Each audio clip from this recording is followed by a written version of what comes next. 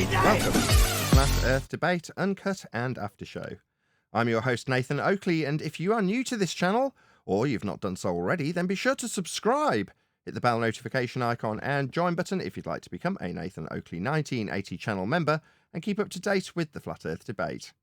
If you would like to support the channel, there is a super chat that runs alongside each of these shows while they premiere, and there's also a PayPal, Patreon, crypto and thanks button in the info box below the video.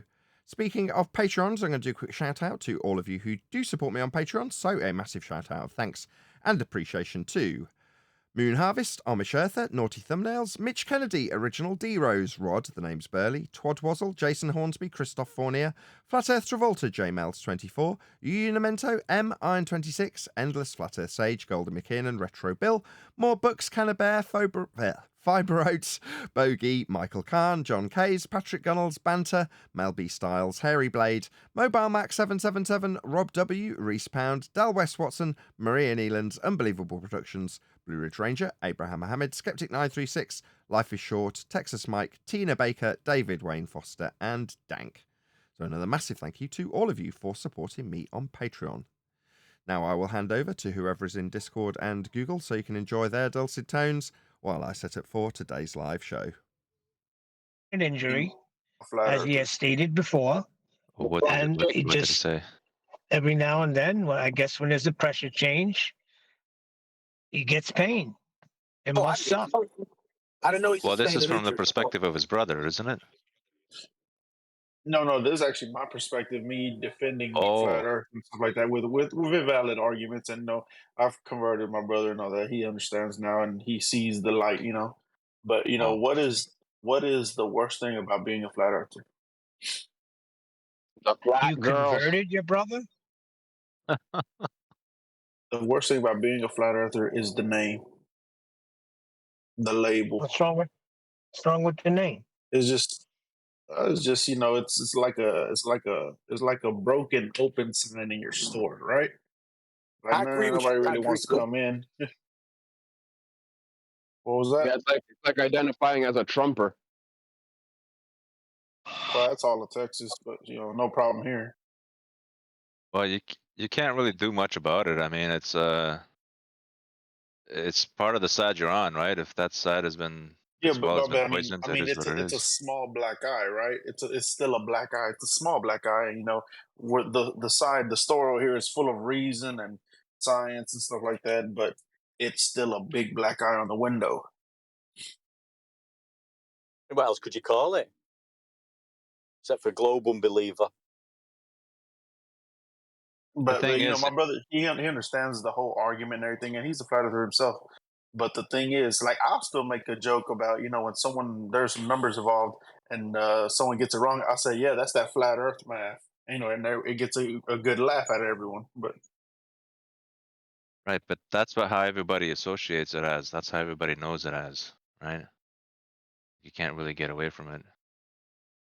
Yeah, well, it's been taught but, you know, school. That's right? the worst part of it. They showed you the picture in school how years ago they thought the earth was flat, and they showed you the picture of people sailing going over the edge, and everybody laughed. It was all indoctrination, all setting everything up for what we're in now.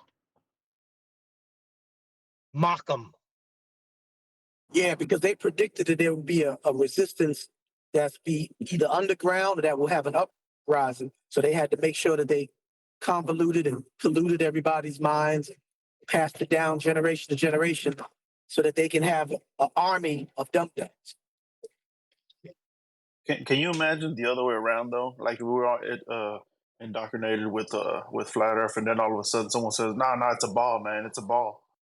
How hard and that we'll would get be. laughed at, correct?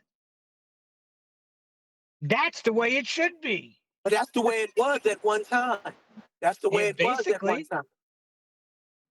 Well, you know, truth will out, guys. Right? That's what they say. Truth will what? Truth what? Well, truth will out. You know, in the end, the truth will come out. Oh yeah, truth is everlasting.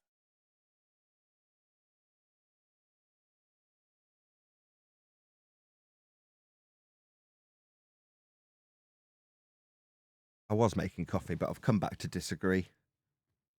I think we're witnessing history repeating itself. So long as we have a societal control structure, then the cycle of flat Earth being brought up so it can be suppressed because it can't be censored out of existence will be a cycle that will repeat over and over again as long as that society that we currently exist in exists. In my humble opinion, I've just got one of those caps on But today. we're not part of that cycle anymore. We That's aren't. right. We are excluded from, we as individuals, and for those very select few individuals, no, you are correct. We suddenly exclude ourselves from that cycle. Does that mean the cycle does not continue? I would disagree and say, yeah, the cycle continues. What do you guys Well, think hold on, about Nathan. my? Back in the day, 1 second. Back in the day, you didn't have the information that you have available. There's a big change. So they can't just brush it aside or ignore it. Yeah, I've had to come back again. No, because of what John said, holding true. The truth will out. Right? So this process of the truth coming out and then being subtly controlled, in our case, algorithmically, is a process. I don't want that out. has I been... want to win. I want to win. My bad. Hold on. Let me give just Gene make a little coffee. hint today. Forget it. Just wait for people to finish, Gene.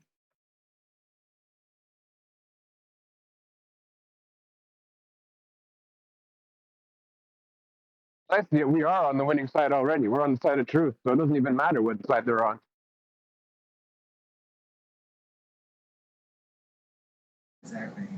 Well, they're flat earthers too.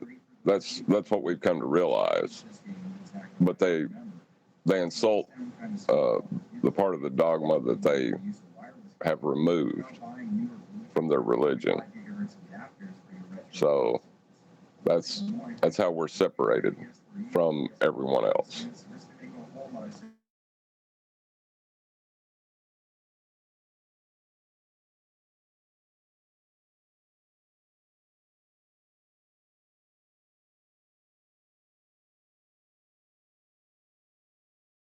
Always separated, though.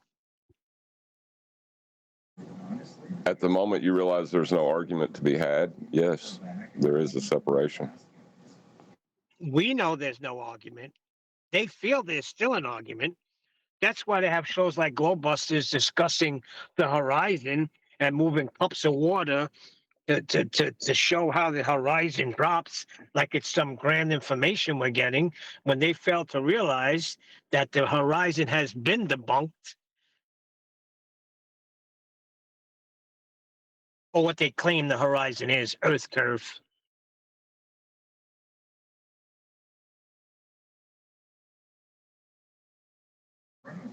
Yeah, but when they claim it's Earth curve, they use surface as a level horizontal plane.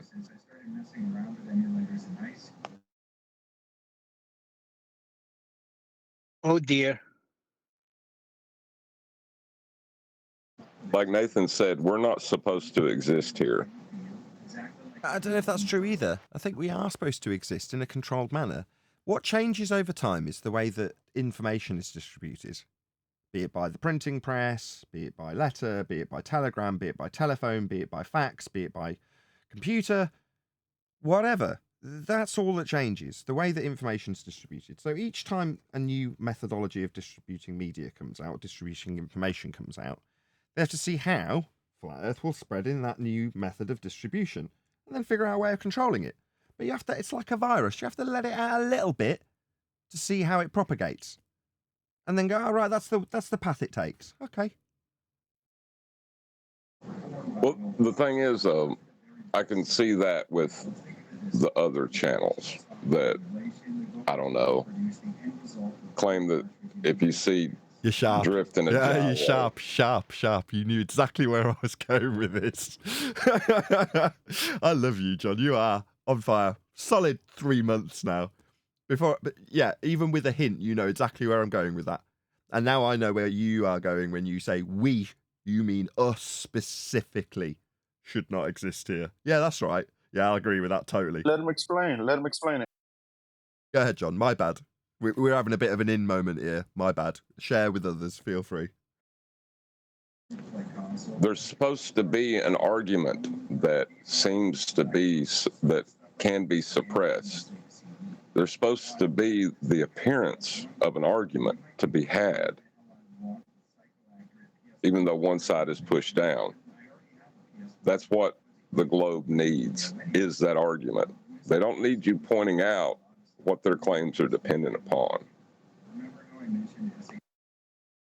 The ideal for the control structure to be successful in this regard is to do what almost every other Flat Earth channel does, which is go along to a certain degree with the feast of nonsense, speculate to a wild extent so that they can be ridiculed for their speculation, and then offer up false dichotomies from a Flat Earth perspective or respond to false dichotomies from the globe perspective, both of which will be Flat Earth in nature. That is to say that the claims in false dichotomy from the globe side against Flat Earth or from the Flat Earth side against globe will both require flat planes. But one will be held up as a poster child for the globe, the other, upon demonstration of its failure for whatever reason, will be ridiculed as the failure of the Flat Earth. Both will require Flat Earth, both will be held up in false dichotomy for one side or the other, and should it end in a draw, the consensus wins and globe wins. That's how it should work. What John's just said is, we pointing out what their model and ours in this instance depends upon. Were you just telling Gene to not interrupt a second ago, Neil?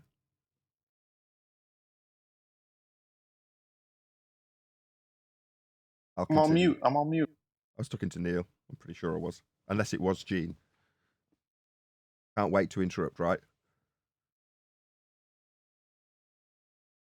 Those false dichotomies are there for us to play out. And we're not doing that. We're pointing out what both sides of the false dichotomy depend on. A flat Earth in the first instance.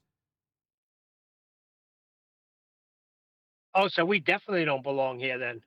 We don't specifically. Us. Flat Earth debate doesn't belong here because we're pointing out the necessity of a flat Earth for the globe model and its origins. Now, recently, as I said yesterday, people have been telling me in the comments, I can't even find you anymore. I'm subscribed. I'm a member. You don't come up on searches for me. Several other people have mentioned it. You're like, okay, that's how. So it's got slightly worse than it was already. Why would that be? Well, because we're right over the target now. How does a globe Earth come to pass? By way of a flat Earth measurement. That should never be on the internet. We shouldn't be here doing that. You can't censor it, though. That's the problem. You can't remove it. What are you going to remove? Us talking about elevation angles? You having a laugh? No? You can't put that in algorithmically because you'll delete half the celestial navigation videos at the same time. Hold on, Nathan. Hold on. Let me merge in. You think there's a scope of completion here?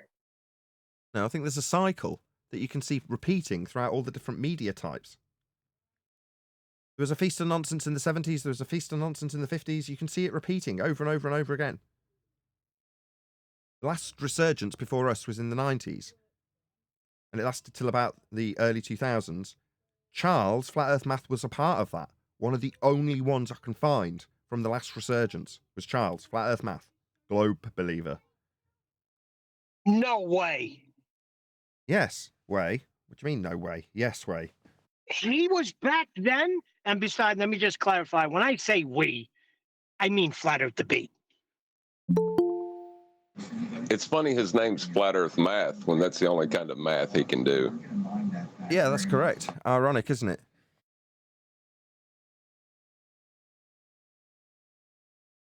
Well, there Yes, is it no is. globe Earth math. The point, Neil, is that Flat Earth Math, who is a globe believer and has chosen his name in irony, or chosen his name to give people false hope when they see it. Oh, he's a flat earther, he's on my side. I think that's the intention, right? Only to find out that he's telling you how wrong you are by telling you how globe-shaped it is. What that globe-shaped claim from Charles, whose YouTube moniker is Flat Earth Math, is actually being derived from Flat Earth Math, though, isn't it, Neil? So it is an accurate name, as opposed to a false hope to a commenter. Oh, look, Flat Earth Math. He obviously is a flat earther. What's that? No, it's actually a globe for these reasons, with his smirk on his face. No, it isn't. It's a flat Earth requirement, as his name actually ironically implies.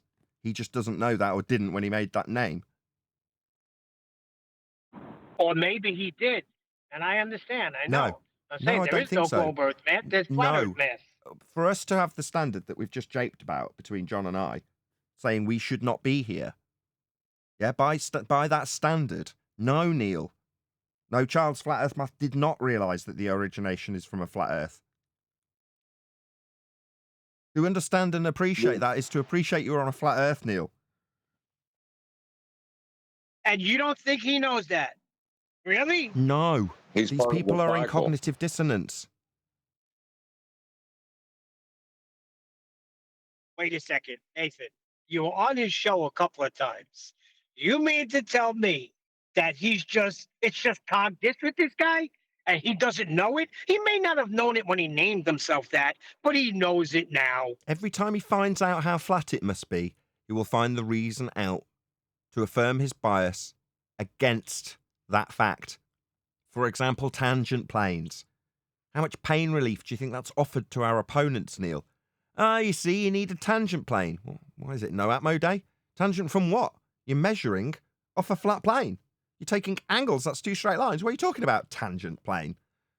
But that will have offered up, for someone like Charles, Flat Earth Math, temporary pain relief. Oh, it's still a globe after all, then. All they're ever seeking out. And if they don't find it, they create it themselves, Neil, to avoid the awful truth of it being flat. That's the extent they go to. Yes, Neil. Does he know and is just what? An agent in place who's secretly behind the scenes, a Freemason that does really know it's flat, but knows the importance of keeping that secret. No, he's just some dick that thinks it's a globe and will fight his bias to achieve that. So pain relief. They're just seeking pain relief. Yes, Neil. And they get pain relief and they're good. Yes, really? There are various degrees of pain relief depending on how intelligent you are. At the base level, you're an idiot, you're a flat earther. That's as much pain relief as they would require because they are completely thick. At the other end of the extreme, well, because it's a slightly looming non-standard refraction holographic projection of a clock from behind the reified geometric sphere edge horizon that we can measure on no Atmo day, it's not really a clock that's there. It's a mirage. You see how that's a multiple layer pain relief pill that creates a clock that's not really there, actually a mirage, because you're not seeing the physical geometric horizon that you are supposed to see but can't. That's multiple levels of pain relief that someone has gone through the process of creating to relieve the agony of the reality of just seeing a clock with no obstruction in the way, because Earth is not curving away from you. But anything to avoid that awful truth, Neil. Sorry. Yeah, but Nathan, they're not sleeping well, I can tell you that. They are not sleeping well. Yeah, I know that. Yeah, we play to that, don't we? Yes, we do. We didn't either, some of us. In the initial stages of finding out Earth is flat, you still fight that cognitive battle. Or maybe I'm wrong. How can the whole world be lying to me? All those questions that people who are noobs come along and ask us. Right? That's pain. And Nathan, finding temporary pain relief, not... which is overcome by us, greatly irritates whoever it is that is just so desperate to talk through the top of me. Who is that? But 1 minute to go. What could be that important than a Nathan Oakley rant this early in the morning? Go ahead.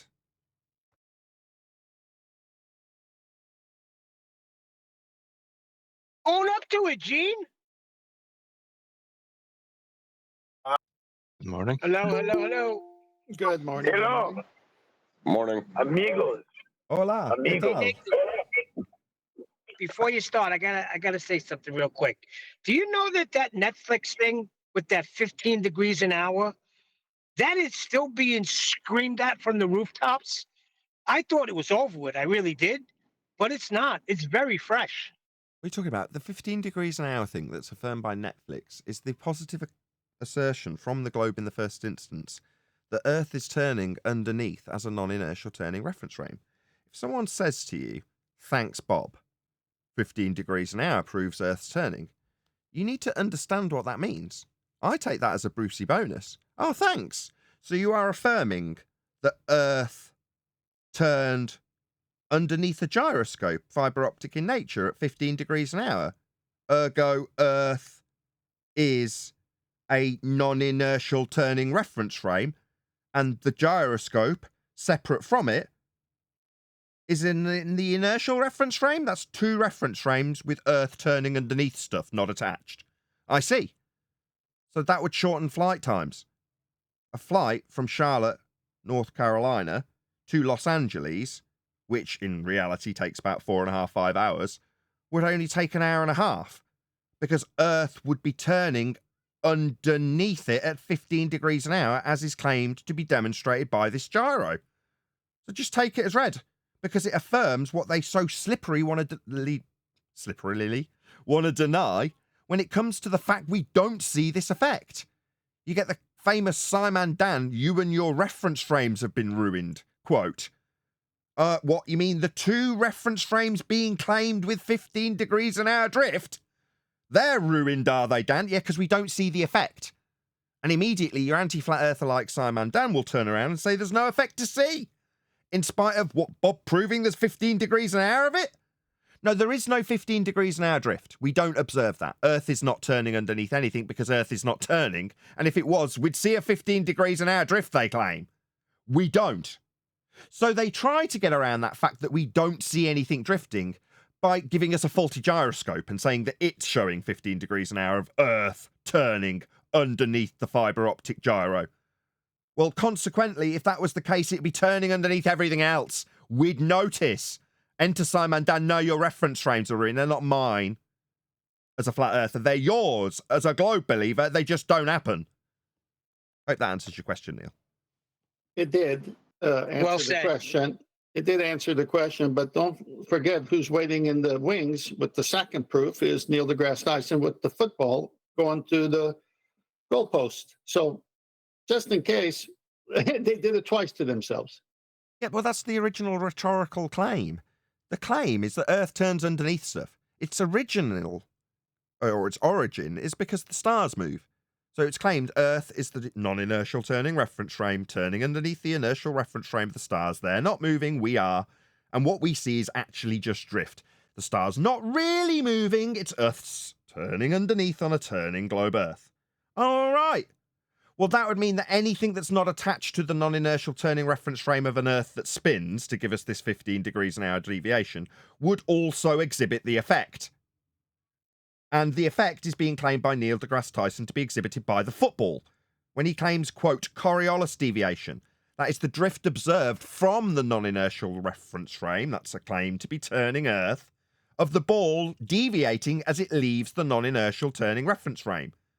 For your observation to see it curve, as it in reality turns straight, as in isn't drifting, as the Earth turns underneath, as is claimed. Now, if that was the case, and Earth turned underneath a football, throwing a game one way or the other, then Earth turns underneath drones, helicopters, aeroplanes, you if you jump up and down. It turns underneath, according to Tyson. It turns underneath because it's claimed to have Coriolis effect. It turns underneath because it's the standard rhetoric of the globe. It just doesn't happen. Giving you an example that stays in the air for half a second like a football, well, that would be massively exaggerated in an aeroplane now, wouldn't it? Because the effect is only capable of being detailed or described from the ground as you turn underneath the aeroplane. For this effect to be true, you must observe not only footballs and gyroscopes, but aeroplanes drifting at 15 degrees an hour as you observe them in the sky. And if you observe a plane drifting at 15 degrees an hour because Earth's claimed to have Coriolis deviation, and that's precisely what would be happening, then to have that effect of the plane seeming to drift at 15 degrees an hour because you're turning underneath it, then you're turning underneath aeroplanes, massively reducing flight times. This does not happen. Earth isn't turning. If anyone had an ounce of logic and reason and just listened to those 2 things you just went through, we can introduce a third. When the drone goes up and hovers, the stars are still moving. Yeah, because they would be observed from the inertial reference frame if the drone has the Earth turning underneath it. When it launches off the non-inertial turning reference frame claimed to be Earth, then the stars would stop moving. And from your vantage point, the drone, which is hovering along with the inertial reference frame of the stars, from your vantage point, the drone drifts away from you. How fast do you say? Well, on the equator, the drone would drift away from you at 1,000 miles an hour. You'd notice. It doesn't. Oh, what's that, Simon Dan? What? You and your reference frames are ruined. They're not mine. They're the globes. They just don't have any effect in reality. Nothing's drifting. When he said he'd done a quick calculation, what was he calculating? Coriolis deflection. That's how much you will observe something seem to drift as Earth turns beneath it. That's the claim. You're all familiar with Earth having claimed to exhibit Coriolis deflection. That's you turning underneath something that moves straight, and because you're turning underneath it, it looks like it curves.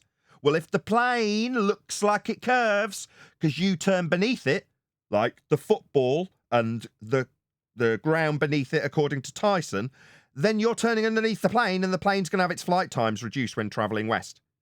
They don't. How do you have a non-inertial turning reference frame if you can't measure a radius for it to turn on? You don't. Well, in Globiolus, they claim a latitude deviation. How do you get a latitude measurement? From a flat plane. So you tell me that globers claim a latitude-based deflection of the projectile in a Coriolis claim that has no actual deviation of any projectile ever, correct? And they attribute that to a flat plane measurement of latitude. Am I right so far? Yeah.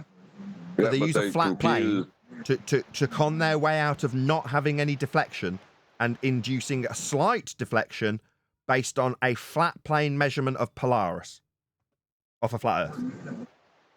Yeah. Well, that's pretty crap. Wow, 66 people watching already. How long have we been going live? Only 10 minutes. Well, obviously, we've got better numbers than today. Whoever shared, thank you very much. If you've just joined us, welcome. Please share the show. We've just done axial rotation as a housekeeping question. I'll ask the question rhetorically and then move on, okay?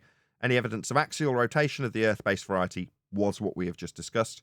Any evidence of a self-perpetuating molten iron core at the center of a presupposed spherical Earth?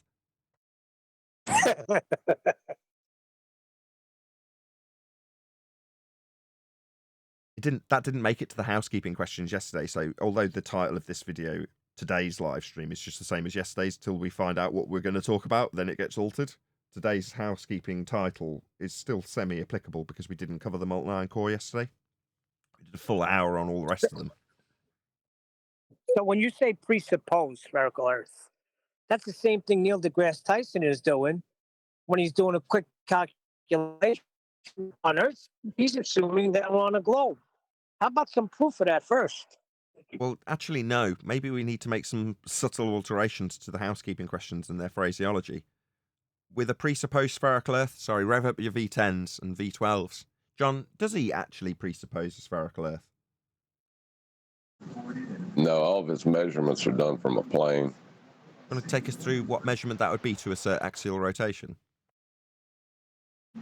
Well, if you're going to assert a radial value, you'll either have to take angle measurements to Polaris to establish a radius, or a differential between eye level and surface level, the Algorithmic method, which is two flat planes, to establish radius. The radius. Right, to give you the axis via the radius to have it spinning to assert that we've got a deviation that we don't observe because you and your reference frames, thanks Simon Dan, by the way, thanks for that, are ruined.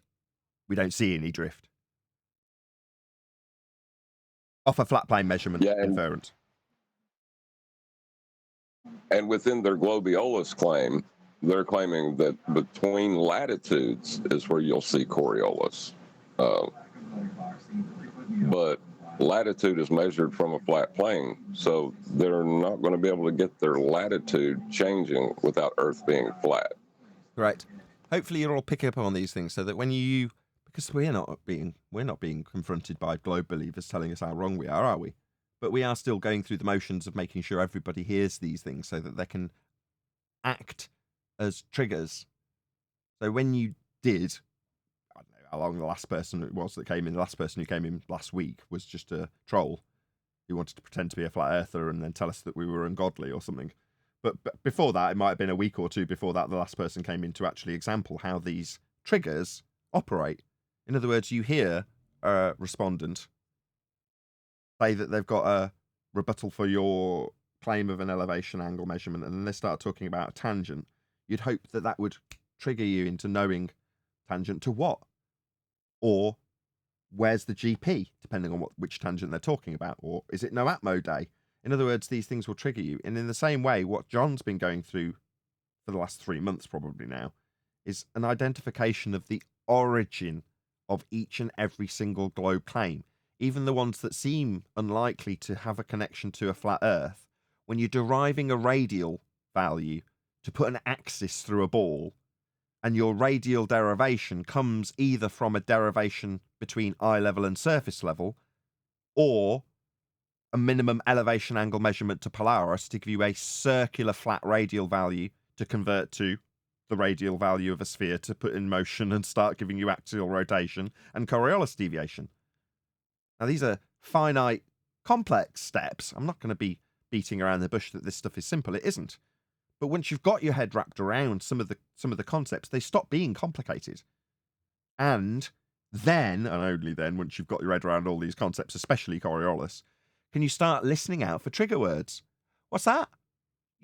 It's a deviation based on latitude. You're going to need a flat earth for that.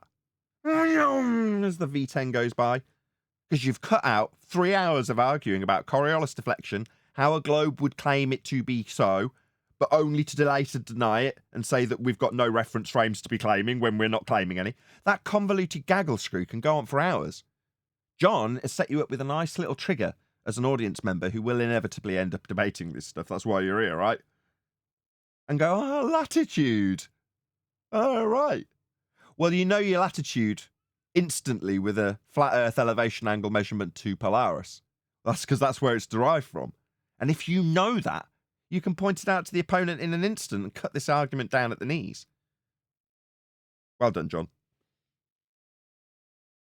There's a reference in Master B for you.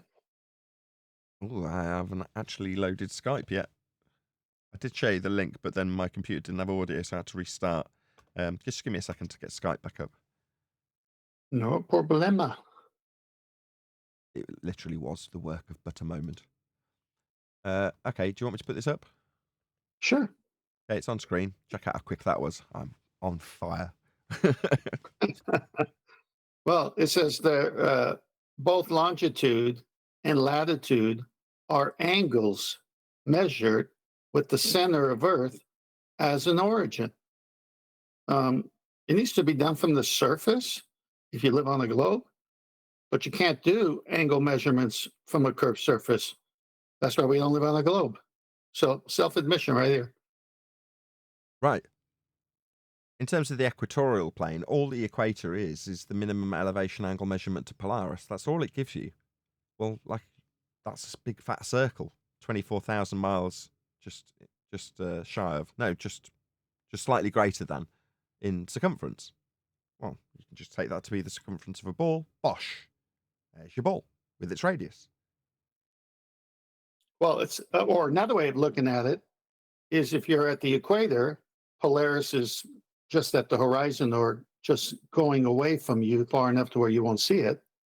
And that's 90 times 60, that's 5,400 nautical miles. Well, just turn around and look south instead of north, and that's another 5,400 nautical miles. So that's 10,800 nautical miles of distance. That's a 180. That's right, a straight, yes, indeed. flat There's tens of baseline. thousands of miles that were essentially measured flat, navigable flat. Yeah. Yeah, ball game over for them. I just want to wrap it up with the housekeeping question like I did last time. It's actually post discussion. You didn't like my pun? You didn't like my pun there? I like to brush over them so the audience can pick up on them or not. Anyway, any evidence that you can acquire an elevation angle measurement from, say that one more time, for those who don't quite get it, from a curved baseline. Negative. Neil deGrasse Tyson still has not answered me, and I've sent an email to him. I forgot how many times. Probably blocked you, Neil. Speaking of Neil deGrasse Tyson, I've put some images that are attributed to Neil deGrasse Tyson and Master B. If you can go there, I'd like to get your feedback, because they all have to do with how he twists the word science. And I think Nathan, you'll have a lot of fun with it.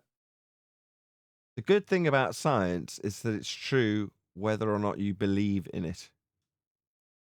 That doesn't fully make sense, because the good thing about science is that it's true.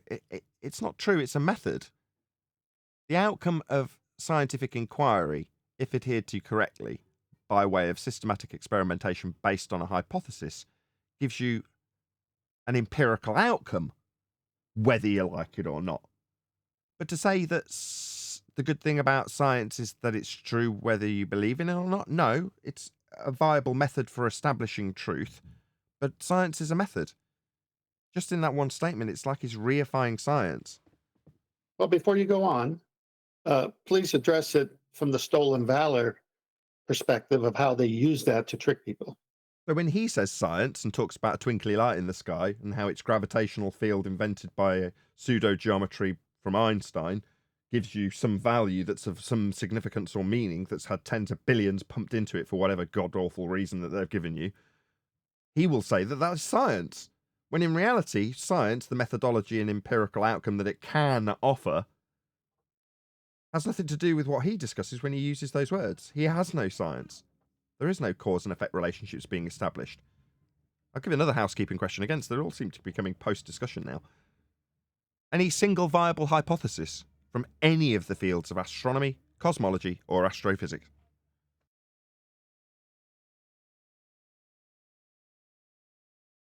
Not yet.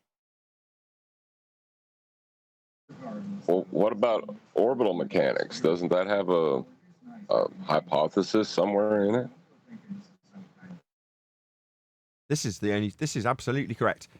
To be scientifically literate is to empower yourself to know when someone else is full of bullshit.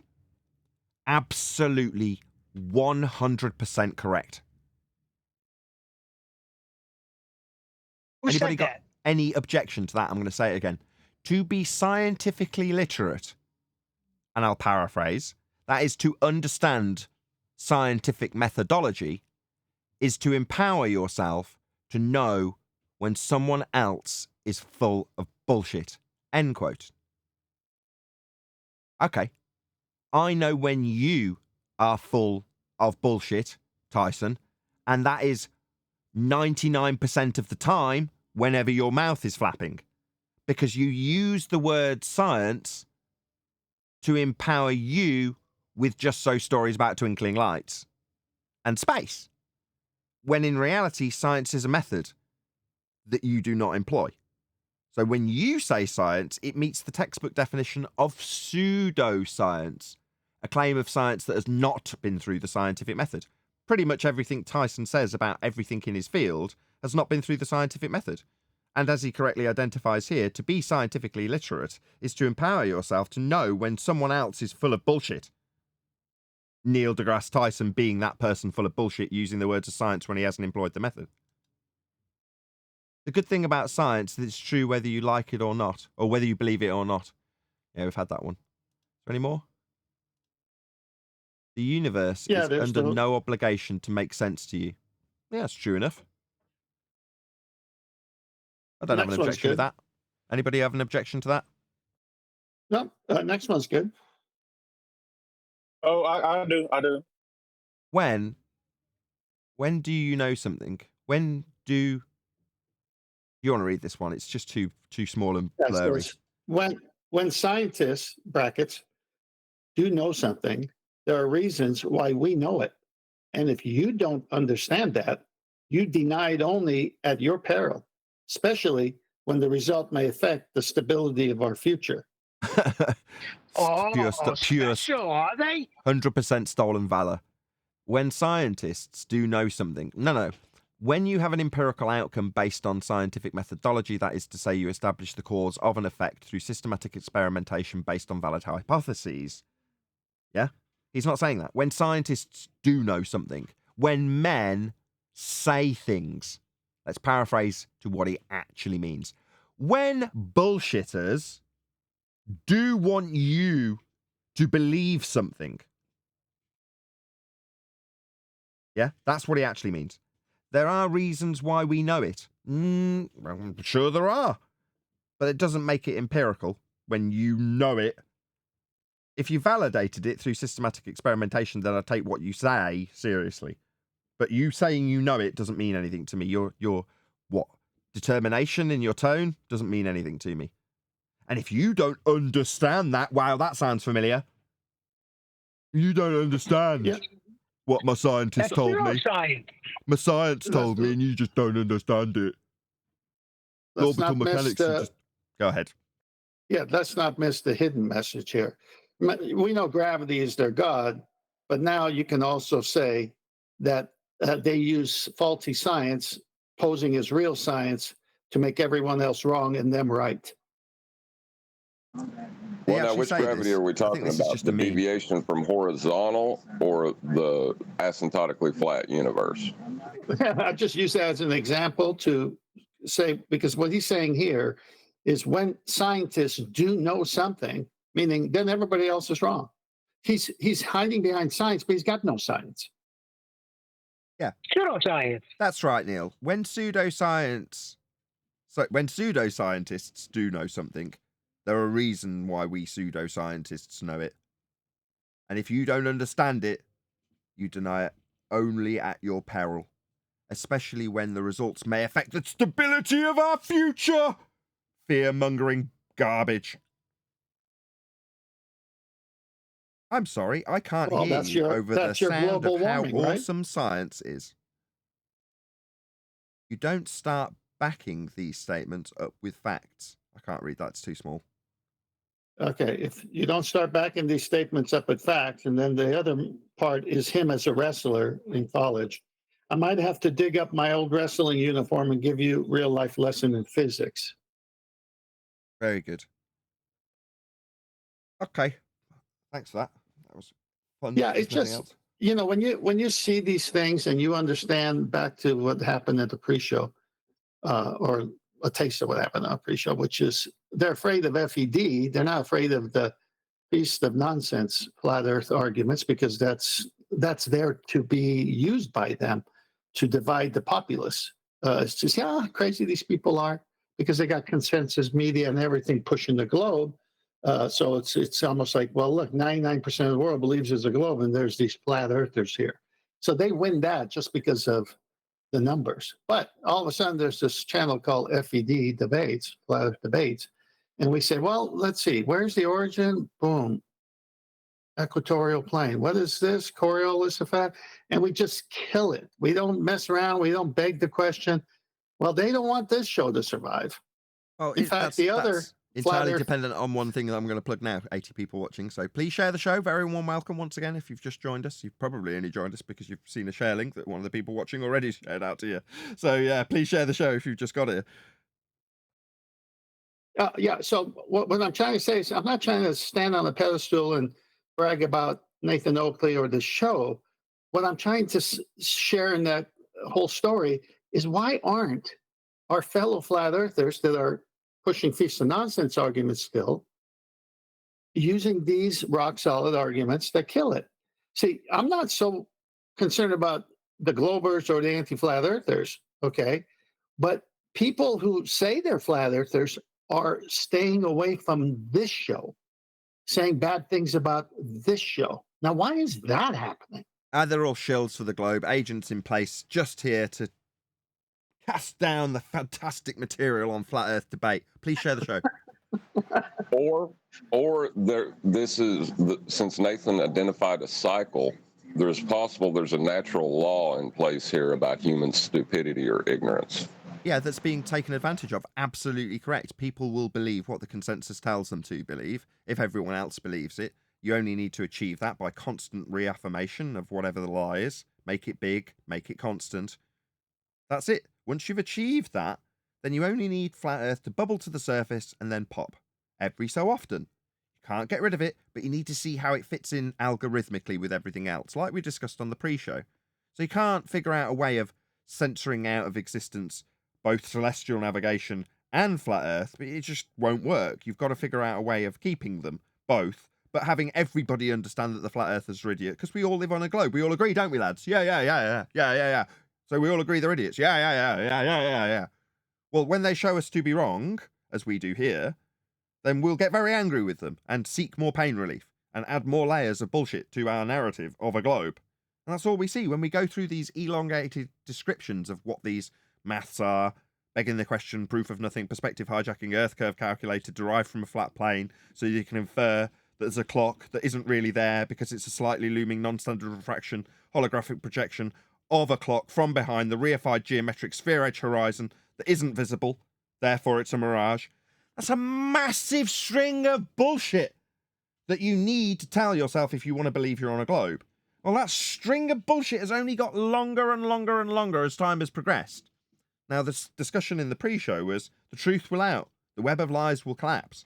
And I say, nah, algorithmically, they just need to figure out how they can censor me, censor the rest of Flat Earth, while simultaneously promoting into the ether for ridicule those of the Flat Earth who do regurgitate the feast of nonsense. That is to say, they go through with the false dichotomies, they offer up all the globe arguments that in reality are based on a flat Earth measurement, for them to be arguing about which one's actually representing the globe and which one wins.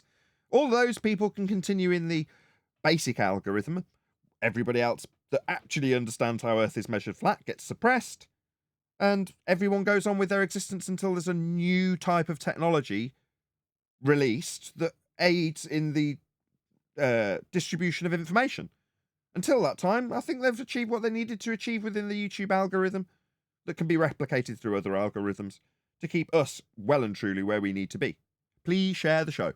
If you are of the very small handful of people who actually still come here to watch, to find out now we are, nearly 10 years into this investigation, to find out how Earth has been measured flat, and how that flat Earth measurement has been taken to create a globe to lie to everybody about us flying through a sky vacuum, then please share the show. If you're here because you've found that you might not be living on a globe, but you desperately need to reaffirm that that is the case, this isn't the place for you anymore. This is just a place of pain and hurt. This is basically hell for you. Just go away, because you're not going to find fun. You're not going to find pain relief. Nathan, I posted a recent video from Taboo Conspiracy that pretty much amalgamates what you've just all said, if you want to watch it. Just real quick, Nathan, are you saying to talk about angles is to put them in hell? Yes, I would say so. Mentally, there is nothing more painful for a globe believer than to be faced with the reality of how Earth is measured, how the maps have been derived, and how ultimately their globe model that they have reified into existence came to pass. And it came to pass through way of angle measurements of flat Earth. Now that is the most bitter pill to swallow as a globe believer. They have ran away, like I have just advised the ones that aren't here to do, once that was the case. In the last 18 months, we have seen the biggest decline in any opposition and the biggest amount of suppression from YouTube of the entire, 8-9 years that I've been doing this. It's more egregious now than ever. Why? Because we're right over the target. That's why. That's why 3 weeks ago we had over 100, 120 people watching. Now we haven't. We're getting more and more. The more praise I give you, John, the worse the numbers get.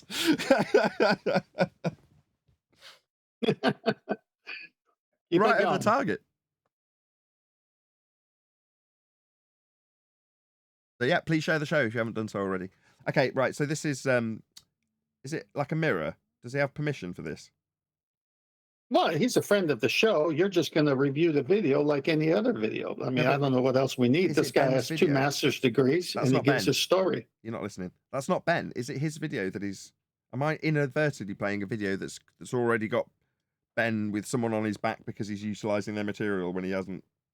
I don't know. I just typed in Taboo Conspiracy and it popped up because someone had sent it to me separate of Taboo. Okay, we'll just do it. Whatever, fine. Don't really want to say that. Leave my glasses on. I don't want anybody to know who I am. You know, none of us wanted to be a flat earther, I'm telling you right now. Nobody really wanted this to be true. Well, straight away, I disagree with him. I was elated. I was so excited when I heard Math Powerland utter those words. I went, oh, wow, of course, it's flat. When I woke up my wife at about 3 in the morning. I was just excited. So, I mean, straight off the cuff, I disagree with you. Wow. Not easy, you know. The first time you hear about it, you laugh, right? Oh, boy, that's stupid. No, I didn't react that way at all. What flashed before my mind was every single plane trip I'd ever taken across, well, basically all of the world, and how flat it was, and how I told myself, if I could only get higher, I'd be able to see the curve of the Earth, which I can't definitely see from 30,000 feet. How unfortunate, look how flat it all looks. Now, while I was saying those things to myself, I wasn't believing in flat Earth. I was just facing the reality of what I saw out of the window. But those things flashed before my eyes when I heard Math Powerland, and it wasn't upsetting. But anyway. Especially for me, you know, I've got 2 master's degrees. I was an astronomy major starting. Yeah, that's the god-awful truth here, isn't it? Yeah, when it's of some detriment to something that you've invested your time in. All right, investment in time is no different to investment in money. You're committed to whatever you've learned at a higher education level, and this threatens it. Therefore, this isn't good.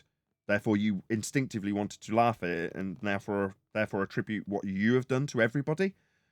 I don't know if I like this guy. Stereotyping. I haven't behaved like that. Off in college, it took no, but hang on. But others have. Danny Faulkner has this fear. I don't dispute it, but he's described this as in a generalized stereotyping fallacy to flat earthers and finding out about flat Earth. Now, I'm sure he's just doing it in a kind of general way so he can detach it from it being him and his pain by opening it out to a generalization, stereotyping fallacy. Well, no offense, but regardless of how right his sentiment is, I'm just going to point out that no, I did not behave like that. That was not my reaction to this subject. I've just got to point that out because it's just factually true. Well, I concur. It wasn't mine either. I was more like you. I said, finally, this is something I've always argued. I've never believed. I just didn't know how to win the argument. So I was like you, happy about it. I started talking to people. He's telling his story from his point of view with his consensus of his friends that he went to. So we got to give him a little slack here. I empathize with him. Shout out to Godzilla, who says, shout out to the entire chat, you guys race. I should really pay more attention to my chat. For such a long time, Gord, the Flat Earth Debate, or FED chat, where you've super chatted, has been a cesspit. Just the absolute pits. And I've therefore given it less and less attention, and obviously I originally just moderated it myself, and I've given out moderation to various people since then. Just lack of time and not being able to do it all by myself. But I paid it so little attention. So maybe I should pay more attention, since I've said that there's very few people to come here to oppose us. I should look through the chat and see if there's any good comments as the show progresses. Your one super chat has made me change my entire attitude towards the chat, Gord. Thank you for the super chat. Did I leave it on screen? No, I don't think that's a step too far. Anyway, let's continue. 2, calculus 3. Sorry, did you have something to say, John? Were you in the middle of something? I was just saying I empathize with him. I understand where he's coming from with the pain. Well, it caused you to lose gainful employment. I'd be furious. You will definitely empathize with him, and I'm not trying to decry that of you or him. I just want to make that clear. Because he put it into a stereotyping fallacy to appeal to his audience, I am now that audience. This is a reaction video, isn't it? Differential equations, you know. Not the smartest guy in the world, but got a little something up there maybe. I don't know, except besides the gray hair. Boy, this is tough. I hate coming out like this. Hope nobody sees me. What? You're on YouTube? Whatever. You know, you go through life and you believe the Earth is spinning and going around the sun, and it seems pretty basic, right? And then some. Oh, no. I always thought that I was fairly complex. And the fact that I tried to wrap my head around it and sort of figured out how they say it works back when I was a kid, I felt like I was quite smart for having done that. So it seems quite simple. I'm like, wow, this is complex stuff, you know? Now, there's very many anti-flat earthers who will lord it over others because they are so wise in their understanding of heliocentric rhetoric. You know, people like to lord over how complicated this stuff is. Somebody challenges you. I remember I got challenged, right? German friend. If you need to seek out the flat earth, I say, you're stupid. You know, it's more French than German. I apologize. You know, I'm trying to be incognito right now, you know. So you say that some German or French or whatever nation it was guy came up to him and told him that he should seek out the flat earth, and he just called him stupid.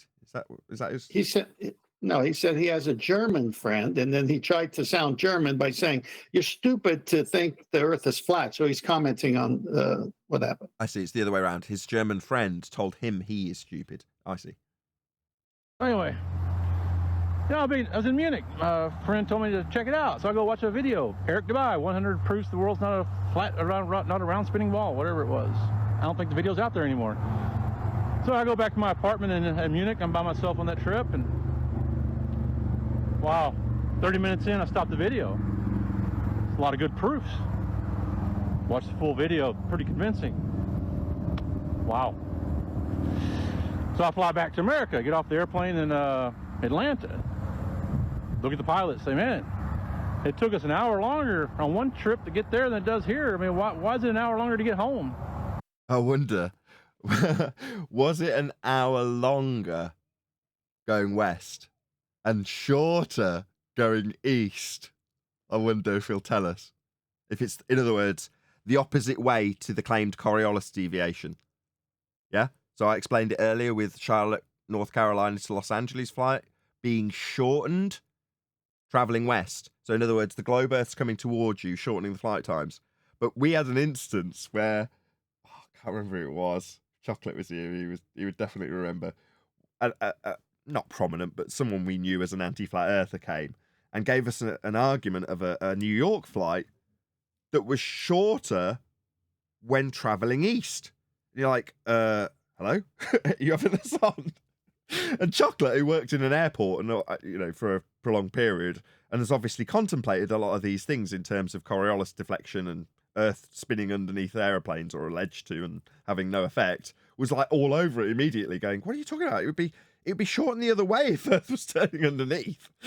Anyway, but sometimes people, like you said, it was simple. Coriolis deflection, as it goes, is possibly the most complex subject you can debate about, unless you listen to John's trigger words with things like latitude, so you can get to the brass tacks of how they derive axis in the first place to claim it's turning. Well, it's because of the upper level atmosphere, the winds, okay. I said, well, if the Earth was spinning 1,000 miles per hour, you'd think it would be a bigger time difference, And he said, well, the Earth is spinning 1,000 miles per hour. That's why it's an hour different. So he doesn't know. He's a pilot, right? So the first experience. In what direction? Oh, I'd love to know. Well, here's what he's Here, let me comment on this. I've been on flights where going from California to New York was shorter than the scheduled flight because we caught the jet winds when they were up there. Other times when the jet winds aren't there, it's the same normal time. So he's talking about west to east jet winds, whereas when you're coming back from New York towards California, we were hitting those jet winds and it took longer. So he's just talking about wind aided, wind not aided. But this guy's trying to talk about if Earth is spinning west to east, then all east to west flights have to be shorter. They're not on that subject yet. Well, no, because straight away the pilot and him don't have a comprehensive understanding of Coriolis deflection. Because in terms of the actual globe Earth claim, if you're going to detail what is it they actually assert proves the turning, well, the observation of Coriolis deflection at 15 degrees an hour, that's the claim. If I say Coriolis effect, people think it's synonymous with globe. In other words, or not synonymous, exclusively a globe claim. As opposed to, no, you could induce this effect by tossing a ball over the top of a roundabout in a straight line, and you sat on the roundabout watching it, it seems to curve. The effect's only induced as you turn underneath things. So the root of this claim that they're discussing in the aeroplane is the claim that you'll see Coriolis effect, which means you're on the ground, turning underneath the plane, watching it seem to drift as it travels in a straight line. With its shortened flight time we don't observe. Yeah? But they don't understand the root claim of the globe. So they're discussing the consequences, which will be later denied by anti-flat earthers, of Earth turning under the plane, shortening its flight time. Well, that's not part of the globe claim. The globe claim is Coriolis deflection. They don't detail the projectile, only the not actual deflection observed from the ground. So you have to have Coriolis effect, be observing it as you turn beneath stuff. That's the only way to induce the effect. So to say, well, what about the plane's deflection? Well, no, that's something that you would undo this claim with because it doesn't happen. But to claim it, you've got to be on the ground to claim Coriolis. That's the globe's claim. Right. But the pilot's answer was in reference to the jet stream, not Coriolis. Correct. That's what I'm trying to say. I know what you're saying, but he, the pilot, while he talks about the jet stream, is under the misapprehension that somehow he's detailing something that has any bearing on whether or not Earth's turning, because otherwise why would he answer that way? Quick shout out to Gary Hughes. Really appreciate the support. Thank you very much. Says, great work, Nathan and panel members. This is brilliant. I actually found my way here via McToon, Prof. Dave, and Twiangles. I thought they spoke sense until you guys tore them limb from limb. Great channel, great show. Wow, I don't think I've ever had a more complimentary super chat. And it's Gary Hughes' first super chat. So thank you very much for the super chat. I'm slightly lost for words with how flattering you have been. Really appreciate it. That's good news. Just real quick about the airplane travel. Are they on the same latitude for this Coriolis deviation? Sorry, I spat my coffee. Sorry, where's my keys? Where's my Lamborghini keys? John's just taken the mick now because he's pointing out that you could have cut through all of that nonsense about reference frames, understanding Coriolis deflection, by just asking where the axis comes from. How do you get to the point where you're asserting that we're turning? Oh, what? By derivation of a latitude line? All right. So you're telling me you're taking a flat Earth elevation angle measurement to Polaris, getting its minimum, and getting a radial value for a flat plane that can be varied depending on how close or far you are to the North Pole. Right, okay. That's a flat Earth. What, but that gives you the right to tell me you've got an axis? No. Yeah, we shouldn't be here, should we, John? We really shouldn't be here. We should be talking about the feast of nonsense. We should be arguing about ether. We should be talking about free energy right now. Then we'd definitely have more than 100 people watching. But as it happens, just by way of shares, 91 people watching, 93 people watching, 94. Wow, someone's shared twice. Really appreciate it. Welcome to all of you who've just got here. Please share the show if you've not done so already. Okay, let's get a bit more. This is reminiscent of what I did, right? This is my beginnings in Flat Earth. So if you want to go back through the 5,000 odd videos I've produced whilst doing this subject, you will eventually get to a show called Flat Earth United Kingdom, later Flat Earth UK, in the same way this has become FED from Flat Earth Debate. But Flat Earth United Kingdom was me going, well, Earth's flat. I wonder how everyone else has found out about this, because I just happened to be listening to YouTube and autoplay put Math Powerland on. For me, I didn't pick it, right? Now, that would have been as a direct result of me watching stuff about psychopathy and subliminal messaging at the time. In other words, something semi-conspiratorial. That led the algorithm to go, oh, you might like Math Powerland talking about Flat Earth. Here you go. Right? Well, in that case, I was like, well, what can I talk about in this subject? It's exciting. This is an evergreen subject. For now, because it's brand new, I can just ask people, how did you find out? Well, how did you come to this conclusion? Did you go to a library? Did you do a load of research on navigation? I didn't know those questions back then, but you know what I'm driving at. And I got the answer. That was the first question I asked every single guest. And I had more than 100 guests who, some became more prevalent, like Math Powerland. Some faded into the obscurity of YouTube. Some deleted their channels. Some got removed with COVID. You know, some of them are still around. Eric Debay was one of the only ones I didn't interview. Obviously, people like Bob and Dave Weiss and Jaron and all of those were like first on the list. But, you know, this is what I used to do. This is how I cut my teeth in Flat Earth, asking people how they found out. Now, this guy's obviously doing it without me having to ask him, which is interesting. But there must be a point to this 10th, is where I'm going with that. Oh, yeah. Wait till he finishes. I'm a science-based guy. I mean, so I go to Pensacola, Florida. I'm looking at the lighthouse. So I get an altimeter app on my phone. I get a distance map on my phone. I go to the base of the lighthouse at Pensacola. I go look at the lighthouse. I go 10 miles away. I get my binoculars. I put it on the end of my iPad so I can see. There's no curvature. This is tough, though, right? Because I'm visiting my brother. That's how you say it. That's someone untarnished by the feast of nonsense.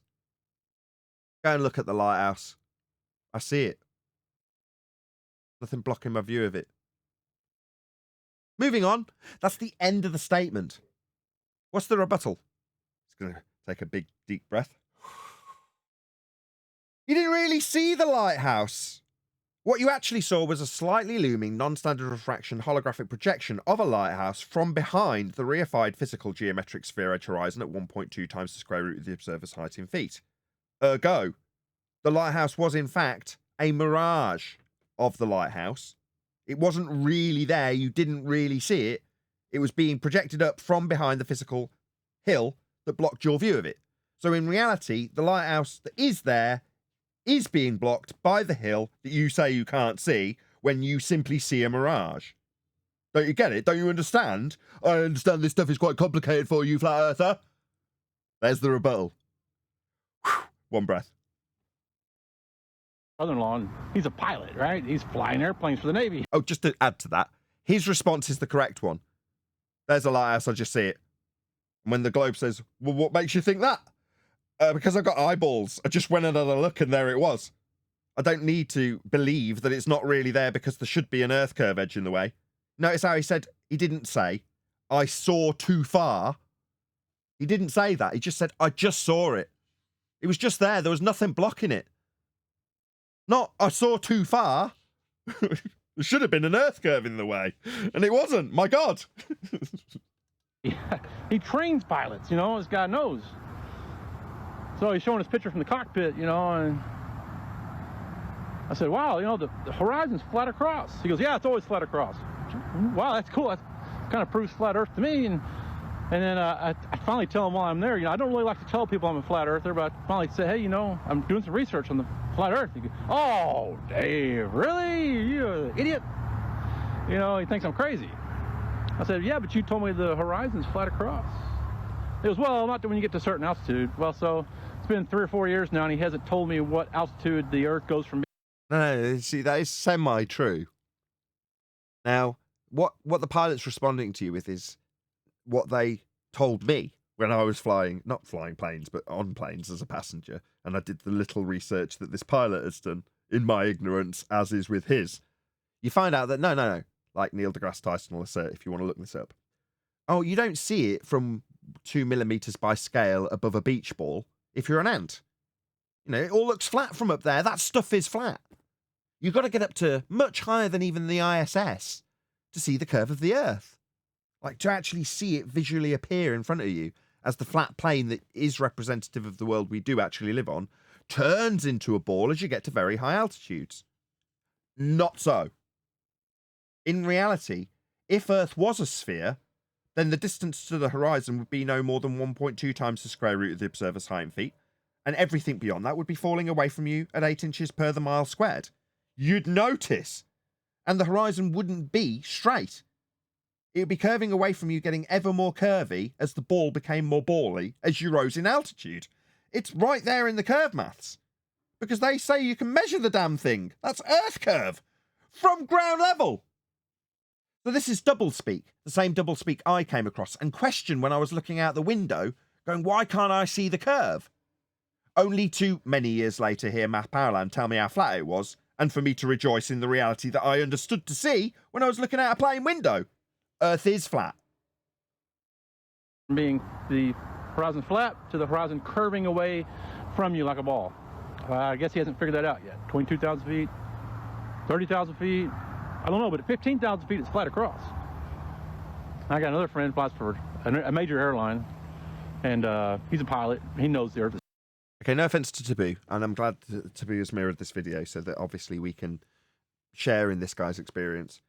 However, it would be nice to actually get his original video. I don't know if it's there. Can somebody do a little investigation work? We've got about maybe 10 minutes left on the live show. And I want to just promote this guy. Is this it? No, Gab. Can't see well, this is where I got it from. So I haven't done the research to see if he's got his own channel, but he must have because he uploaded it. Exactly. That's what I want to. I mean, I will stick to Taboo because I can't. There's nothing else to share. And well, let me go do that while you finish. Because well, he's about to say what his other pilot friend said. So you may want to go back 4 seconds. Well, sure, but in the meantime, I mean, there's no one else to promote, and we have only come across this via Taboo. We might as well get a little bit of promotion. He's a friendly. Shout out to you, Ben. Hi. So Ben's link's going by, and please do go subscribe to him, and definitely leave him a comment and say Nathan Oakley 1980 sent me, because he's a friendly. This is Taboo Conspiracy, or Ben as we know him fondly. He's a good guy. He's been doing this as long as I have. Maybe not quite as long, but almost. Anyway, the point is, go and say hi to Ben. Let him know we sent you, and subscribe to him immediately, because he does stuff like this all the time. Not mirrors, but just good content that you may not have found if it wasn't for him mirroring it. So it's still worth him getting some credit out of it. But likewise, I'd like to actually get this guy, whoever he is, to have people go to his channel, because that would be the main aim, right? To say, hey man, welcome, because he'll be getting trolled to all hell. It's nice that, if the algorithms aren't going to send a few friendlies his way, it'd be nice that we actually do direct people to go to his comments, and then they might find that he's being trolled by a half a dozen, or probably one person with half a dozen socks, and start battling them in his comments, just so we can see that no, there's people out here that know these arguments better than these dickhead trolls, and we'll happily battle them in your comments when we say hi, because we saw your video and appreciated your sentiment, even if Nathan disagreed with everything you stereotyped him with. This flat. He's never seen curvature. So then, I'll go to Mount Hood, Oregon, right? I got to do more experiments, right? I'm a scientist at heart. Got to do more experiments. Got to prove this thing. So I go to Mount Hood, go 100 miles east of Mount Hood. Anybody going to object to that?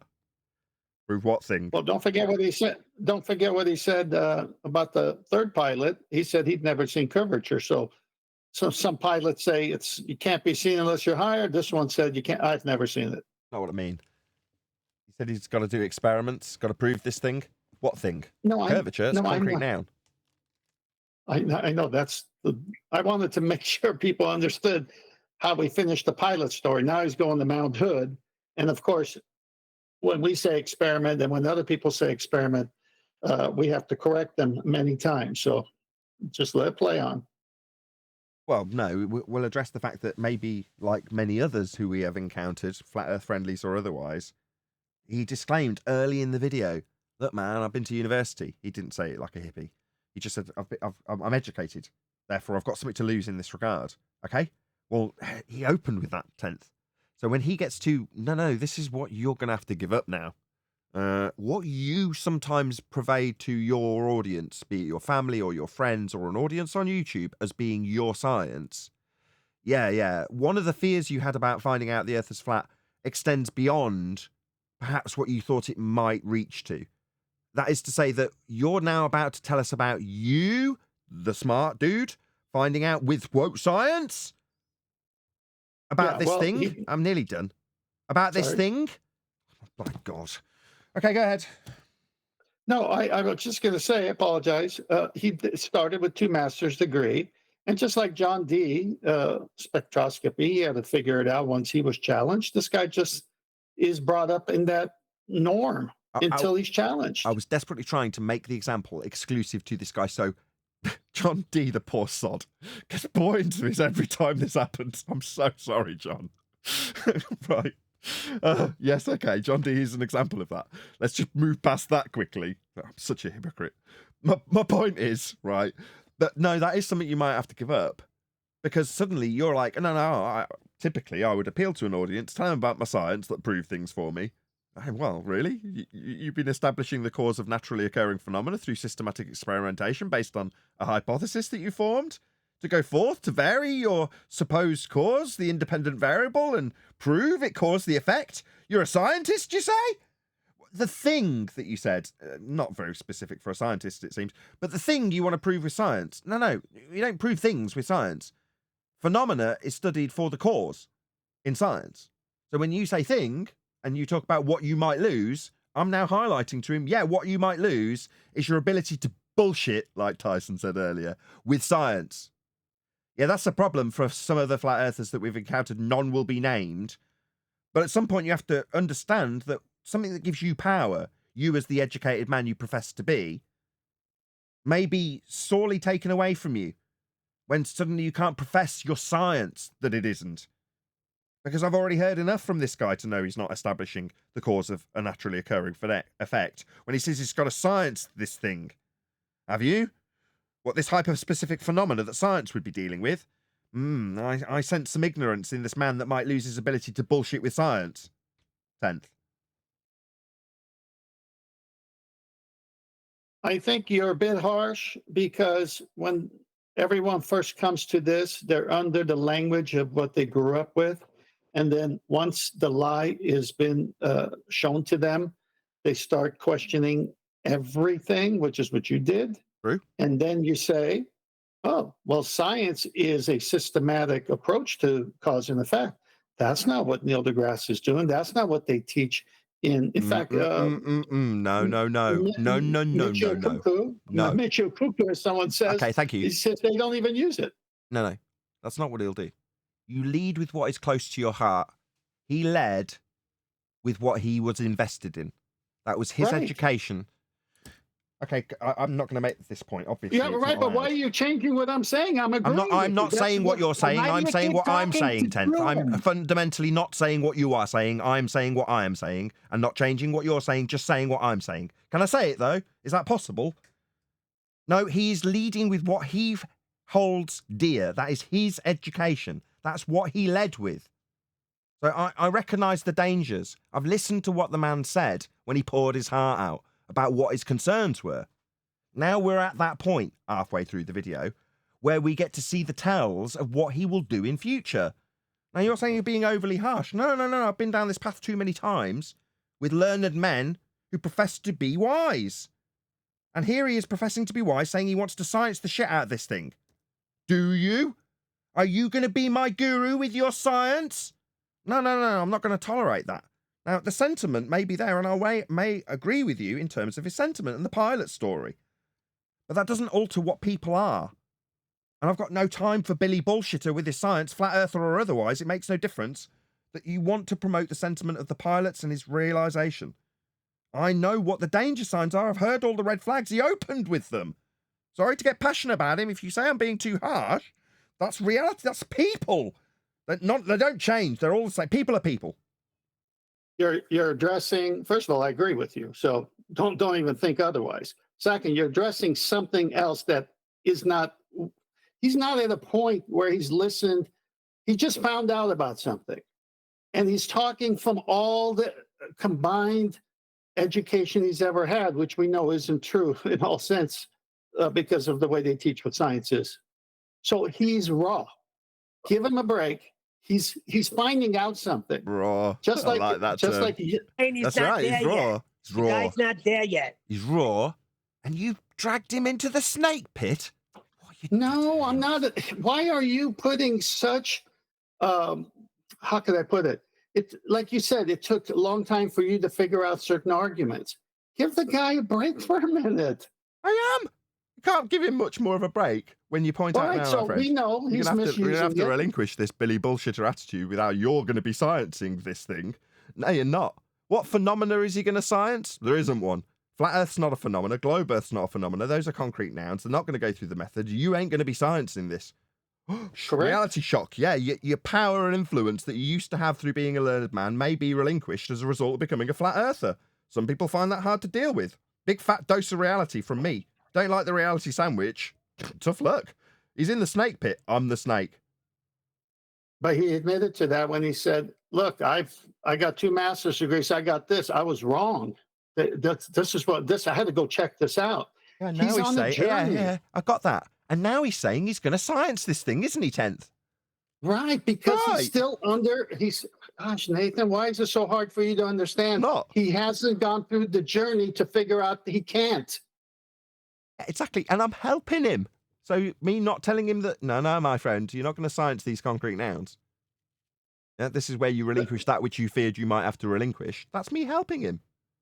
Right, then we both agree. Yeah, just think of it as a vaccine. You know, it's not really a snake bite. Get my altimeter out. I'm 300 feet above sea level. I can see the whole mountain, right? It's all there. Using the apps, using the formulas, calculus, trigonometry, computer-based formulas. You know, that mountain should be 4,200. Oh, and he did so well initially, and now he's letting himself down. I did all the maths for a globe, and it should be blocked by a... No, it shouldn't. Earlier, you just said you just saw this stuff. So you saw it, and then went and looked at whether or not it should be blocked by Earth curve. Why? saw it, didn't you? What else is there to do? Wait for the positive assertion that you shouldn't see it, and then laugh at it. That's it. Well, he just said 300 foot above sea level. That's not an angular measurement. What?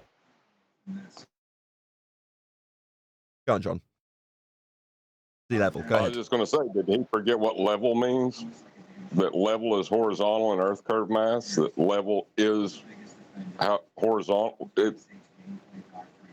You have to forget what level means to believe you're on a ball. Yeah. But everything means curved. Don't you know that? Everything. All words we know mean curved. So it works. Straight lines mean curved. Below the horizon, but it's not. It's all there, man. It's all there. It makes it tough. So anyway, all the proofs are pointing to a flat Earth, you know. So finally, you know, I'm going to fly to South Africa. I'm going to Cape Town. So what I did was I was there during the summer equinox, or real close to it, and while the sunrise and the sunset is 15 to 20 minutes shorter on their summer than what we have in our summer here in North America. It's because the sun's moving faster that time of year. Because how did he establish the equinox? Takes a bigger orbit there, sun going around. Say again, John. How did he establish the equinox? That would be using a flat plane also. Yeah, angle measurements to those celestial bodies, buddy. Yeah, it sounds like the problem is, Tenth. This is why we discussed this. I don't know if you're around while we were discussing this in the pre-show, but this guy's only got half a leg into the frying pan of flat Earth, and he's already spewing out feast of nonsense. Do you want to hear that again? Here in North America. It's because the sun's moving faster that time of year. Because it's a bigger circle. Takes a bigger orbit there, sun going around us. See? Oh boy. See, he's already into telling you how the sun works. Where's he got this from, I wonder? We know he needs correction. That's no doubt. But he's a friendly, and he's entering into the fray that you have had many years in advance of him and realized the trick of the language, orbits, all these things. He's going back and forth between his education and his new finding. I mean, this is why I'm saying cut a break. I mean, go ahead and criticize. Please. Can I finish? Well, no, because you're missing what I'm trying to discuss. Because I'm saying to John... Well, fine, I'll just shut up. Hear me out. I'm not focused on him as an individual. In the pre-show, John and I were discussing the cyclical nature of flat Earth. And so long as the feast of nonsense gets regurgitated from the people who find their way to this topic, then the cycle will continue. Yeah? So it's relevant to a wider notion that we were discussing in the pre-show. I obviously want to expand on that for the live audience. We're close to the end of what I would normally use to round out the show with, but I'm not going to. I'm going to continue with this video. But you're focused on my opinion on... Oh my God. You're focusing, Tenth. What are you saying? You and John were in the conversation. We were all there. So your focus, Tenth, is how I'm reacting to him as a person and an individual and his path. And I'm trying to expand it out to how the regurgitation by this individual of the Feast of Nonsense is indicative of how flat earthers react when they find their way to this subject. Now, those control mechanisms have already been put in place and refined in the time that we've been discussing this as a result of the distribution of information widening through the internet and various communication, social media, all the rest of it. And therefore, you need to refine those measures of control so that next man in line does what this guy does. Finds out and immediately goes to, I know how the sun's moving over a flat plane. It's a widening... Whoa. How does this guy know any of this? Well, because in his mind, he's smart and he scienced it. There's a whole multitude of red flags, not because of him as an individual, but because the way the information has been received by him and everybody else who finds their way to this subject. And that was the control mechanisms that I was being very negative about, how the truth will out is only true in a certain extent. The truth will out so they can refine these control structures. So next man in line, we'll talk about this Feast of Nonsense understanding of how the sun works. Next thing you know, he's got the flat earth sun and moon zodiac app and is telling people how this is how the world looks.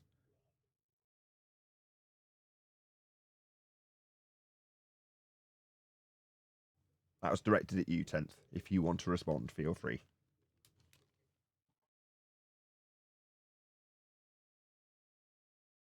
Or don't. So then you see all this evidence and you can't keep your mouth shut. You got to talk, right? You got to tell people. You got to warn people. Hey, you've been lied to. Then they make fun of you, right? Make videos, put them on Facebook. Your friends, they don't talk to you. Your friends talk to their kids talk to your kids, they make fun of you. But they don't talk to you, right? It's tough. It's tough. Nobody really wants to be a flat earther. It just happens. You're a truth seeker. You go out, you look for curvature, and it ain't there. You look and you look, and you want it to be there so bad. You want it so bad to be there. Come on, curve. There's something about the way he's phrasing it now that sounds a lot more like Adam's phraseology of it. Like when Adam says, we're selling shit here. You know, nobody wants what we're selling. Now, just by a minor change in the way he's phrasing it, sounds much more like Adam's version of it. Yeah, and somehow, even though it's very similar words to what he said earlier and I disagreed with, now I feel like agreeing with him. Yeah, you're right. Nobody wants to be a flat earther. I can get behind this sentiment now. I don't know how subtle a change was to get a complete 180 turnaround. But as I say, it reminds me of Adam's sentiment somehow now. Yeah, what are we selling? The idea that your kids might suddenly ridicule their father because their other kids have been telling them how stupid the notion of flat earth because they're being taught how orbits work in this science class currently. Yeah, nobody wants that. I agree. Curve, baby, curve, and it doesn't curve. It's flat across. And you make these videos. I have that problem at homeschool, but there we go. And people laugh at you, they call you names, and they never have any proof, right? They show you a picture of the Earth from a composite. They never have any pictures. There's no proof. There's no curvature. No one makes a video of, Bob and Steve out. Hey, we're 8 miles away from each other and can't see Bob because he's below the horizon. None of those videos. I'm not making money off of it. I'm not getting popularity off of it. So I just want to confess to you, got to come out and tell you, nobody really wants to be a flat earther. When we look at the evidence, there's no other option. And that's just scientific. You go to the Bible, the Bible's a flat earth book. Well, then your religious friends get mad at you, right? Oh boy, all these Christians. And I'm a Christian, I go to church. I don't know about us getting mad at you, and a lot of Christians who are on the panel would also agree. I'm sure 10th Man will definitely have something to say on this. But by the same token, it's definitely not the standard that we use here. It may get discussed infrequently, but as a standard of proof for flat Earth, no, that is not the standard. We wouldn't appeal to a historical standard to prove Earth's flat. We'd just appeal to the measurements. Notice how there's no Christians on the panel disagreeing with me in this regard. Doesn't mean we won't reference how, if you are a Christian and accept the word of God that is the Bible, you will also accept how he's saying it's flat, because that is very much the case. So on the one hand, yeah, but on the other, that's not a standard that you should be using. Maybe with other Christians, and that's what he's appealing to, so he gets a pass. Any comment? Church, I believe in God, believe in Jesus. Well, Bible's a flat earth book. They don't like that. Nobody wants to hear the flat earth book. Yep, Bible's a flat earth book. Yep, sure is. Just read it. Nope. Yeah, he's right. It is. Nobody likes that. And the Christians get mad at you. Scientists get mad at you. Pseudo-scientists get mad at you. And yet there's no MIT grad, there's no scientist, there's no NASA guy, no astronaut that can tell you why you see all of Mount Hood from 100 miles east. No one can tell you why. I can tell you why. Because you've got a set of eyeballs. There's no reason to explain why you see something. You see it because it's there. Now, they have an explanation that would preclude it from being seen. That's not your problem anymore. This should be your relief. You shouldn't be fishing for NASA to explain why you just see something. You see it because it's there. Their response is, no, you don't really see that mountain. It's not really there. What you see is not what you get. What you actually get is a slightly looming, non-standard refraction hyena holographic projection of a mountain from behind the reified geometric sphere edge horizon that is definitely blocking your view of the mountain. Ergo, the mountain that you see isn't the mountain that's really there. That's blocked by the geometric horizon. What you see is a mirage. Didn't you get that? Are you a flat earther? Don't you understand? Well, I went on a journey of pain relief and found that all out for you. Now I understand it's a ball. Well, just as a response to that statement, why do you have surface level as a horizontal plane in the mathematics that you're using to assert that it's refracted? Stone him! This is not the pain relief I came for! Uh-oh.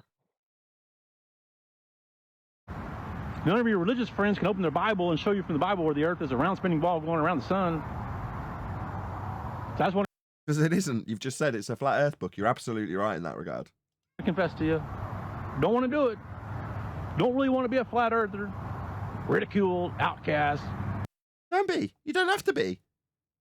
You don't have to be a flat earther, right? A flat earther is a label that society has ascribed to you once you do what you're doing now, making videos about it, declaring it to people around you. But you don't have to do any of that. In many ways, it's quite selfish. You know, you just keep it to yourself. You know, ruining people's day. Why would you want to do that? Because you've come to the realization and now you're fighting your own cognitive battles about it. Well, if you're going to fight those cognitive battles, unfortunately, as much as 10th kind of didn't like me doing it because he wants to focus on this guy's initial journey, not have the high expectations when he tries to steal a little bit of valor from his education in science, in quotes, right? Well, no, those are the actual the downsides to this path as much as he's going through them. He's telling the audience why he shouldn't be a flat earther and how terrible it is and why he wouldn't want to be one. Yeah, well, there's more to it, I'm afraid. It gets worse. Nathan, who was the guy that said you don't want to tell anybody? It's our little secret. That was Validation Boy. Yes. Like, don't tell anyone. Yeah, you know, he had a very Freemasonic approach to this, which is just know, and the schmucks that don't know, just don't worry about him. Just have a knowing grin when they babble on about their bullshit ball earth. You know better. Well, good for you. But does that mean you need to go around bragging about it and lording it over people? And his notion that he was actually discussing, this is Validation Boy, was to say, the only reason you're doing that is because you want to lord over others how you know something they don't. You've got special knowledge. You know something. You've got a secret. Aren't you special? Well, get over yourself. You don't have to tell anybody. Oh, well, you found out Earth's flat. Okay. So now you're in the know. What of it?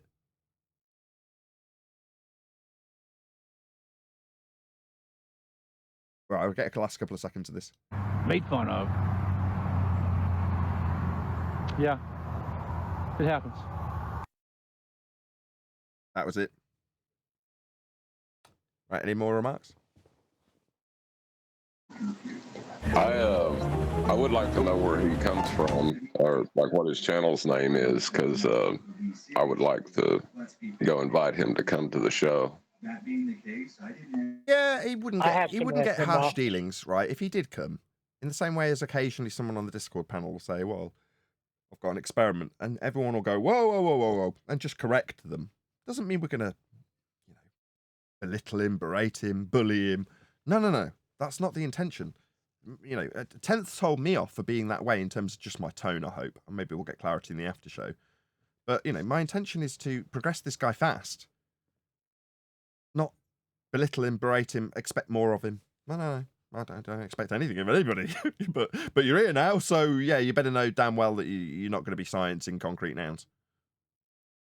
I think you were being a little hard on 10th. On 10th? What do you mean on 10th? 10th was telling me off for being hard on him. Any more for any more? 10th was trying to say the guy's not there yet. That's all. I get that. No, I can empathise with him.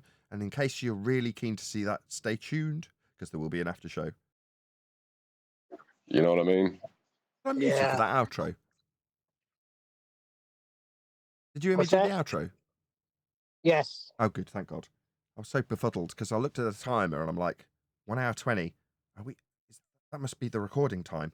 So I started doing the outro for the Uncut and after show, and I'm like, no, it's still live.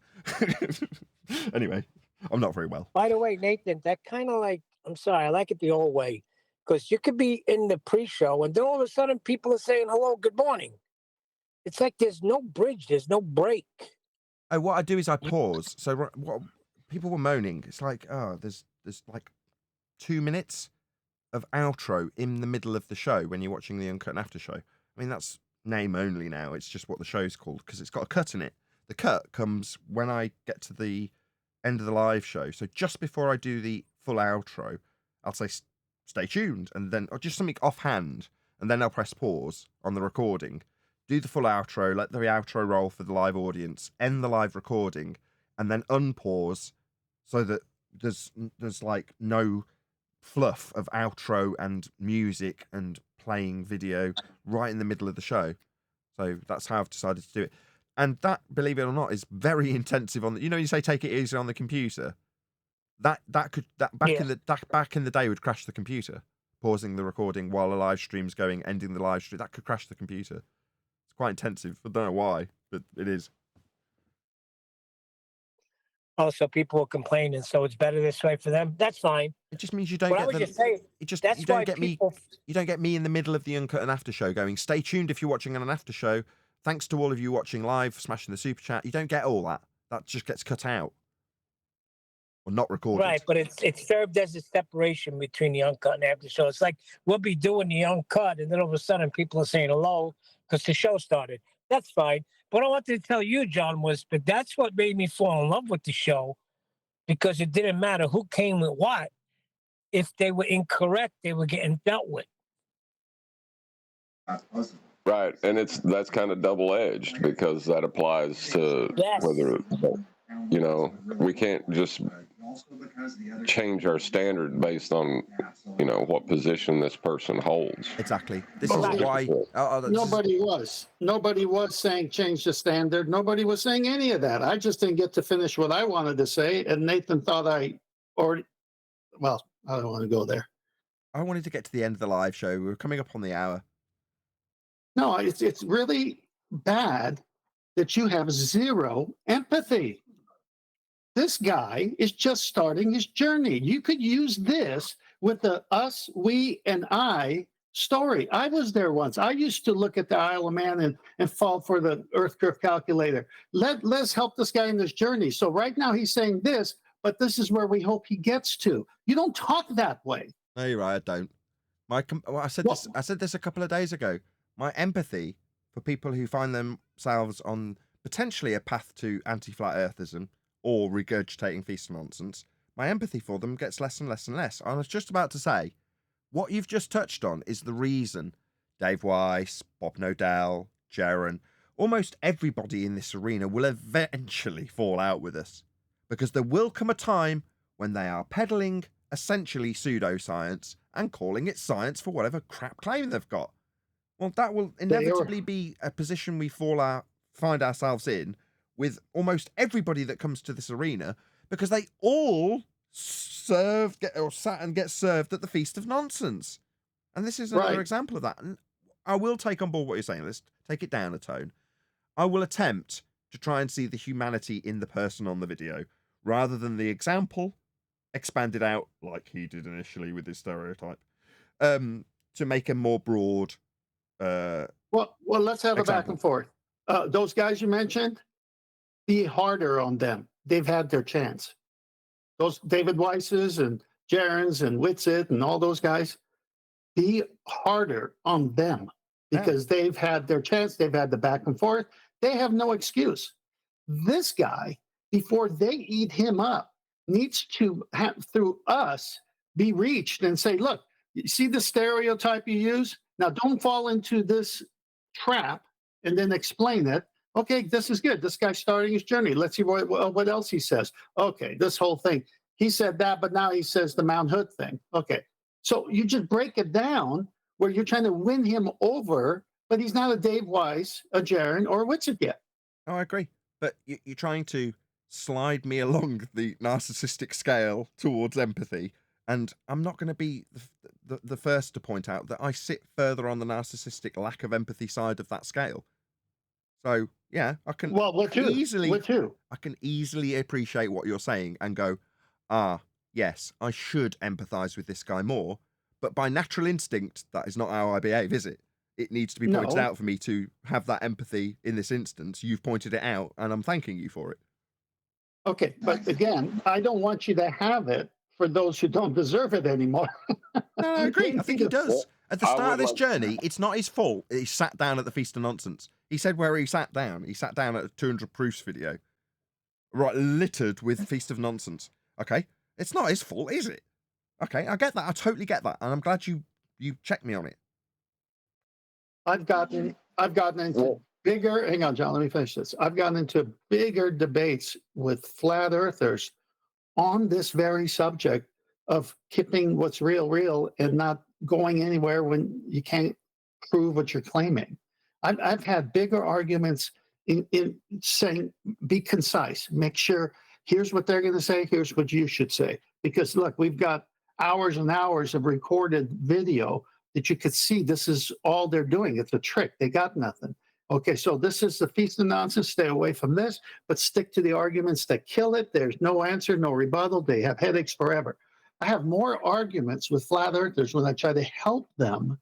You see what I'm saying? So I know what's going on. My attitude is I'll let you in a sec, John. Let me just write this out. My attitude is akin to, as soon as they feast at that table, the Feast of Nonsense is inside them. They're like zombies. Suddenly my attitude is, they're already tarnished. It's like in 21 days later where everyone's infected. You've only got to come across the virus and come in contact with it and you're infected too. Like in Zombieville or whatever, zombie movie. Well, that's how it just appears to me as my empathy wanes more and more and more. Just another person that's feasted at the table and now they're regurgitating that crap to me that I've got to overcome. And it's like, no, well, it just for me, or for the discussion John and I were having in the pre-show, it's like, well, from that perspective, no, we're attacked from all sides. You know, we shouldn't be here. If we should be in line with all the other flat earthers, so that we carry on that cycle. Yep. And as far as you having empathy for them, it's not necessary for you to have empathy for them. You can hold the standard as long as someone else balances that out with empathy for the individual, as 10th has. Precisely. I think it's fine. Yes. You shine like a beacon of empathy through my disdain and not disdain, my cold dissemination of the reality of his situation in this regard. Yeah, you're going to need someone on the panel like 10th to express that level of empathy so that it's not devoid on the show. We all complement each other nicely. Is my mic working? No, Neil, no. Oh, I'm wondering. So Nathan will be like the cold moonlight and he can be the sun. I told you it wasn't working, Neil. That doesn't matter. This is the third time I've heard that you and John had a conversation today. What were we? Everybody else in the queue would? I just want to know. Maybe my mic wasn't working. No, it was just John and I. We were holding hands, staring lovingly into each other's eyes, and nobody else was there. That's how I remember it. You're a comedian, Nathan. It's because we were born in 1980, Neil. You wouldn't understand.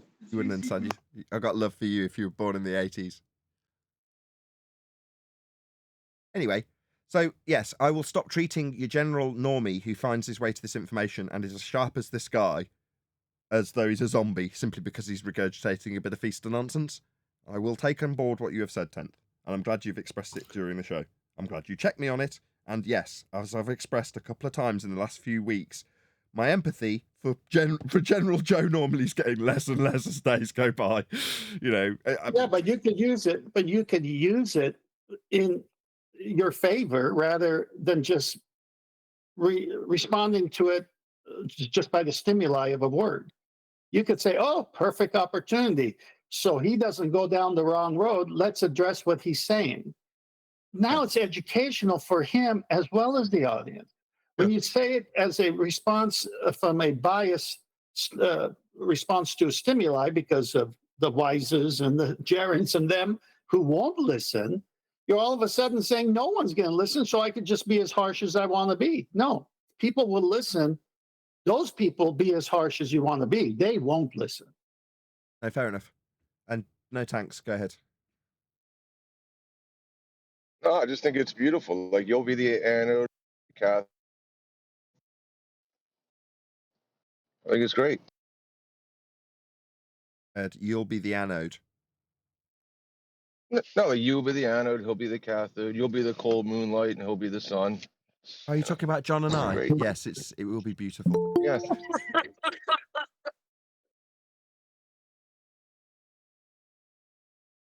Anyway, fortunately, a more cold related to facts person has just joined the panel. So, hello, John, Quantum Eraser. Hello. Hello. So the general theme of the day is that perhaps we shouldn't be here doing the good work of the Quantum Eraser, talking about science, explaining how they've hijacked it. None of that should be what's occurring in the flat Earth arena. We really shouldn't be here doing this. Says who? I agree. Well, We should be thinking about what's on the other side of that ice wall. Yep. Says who? Now we can get there. Says the Feast of Nonsense. They don't say anything. They don't have any lips. That's reification pals. Yeah, I know. It's the dark hand, the dark hidden hand. Oh, I got part of that dark hidden hand last night. I don't know. That's filthy.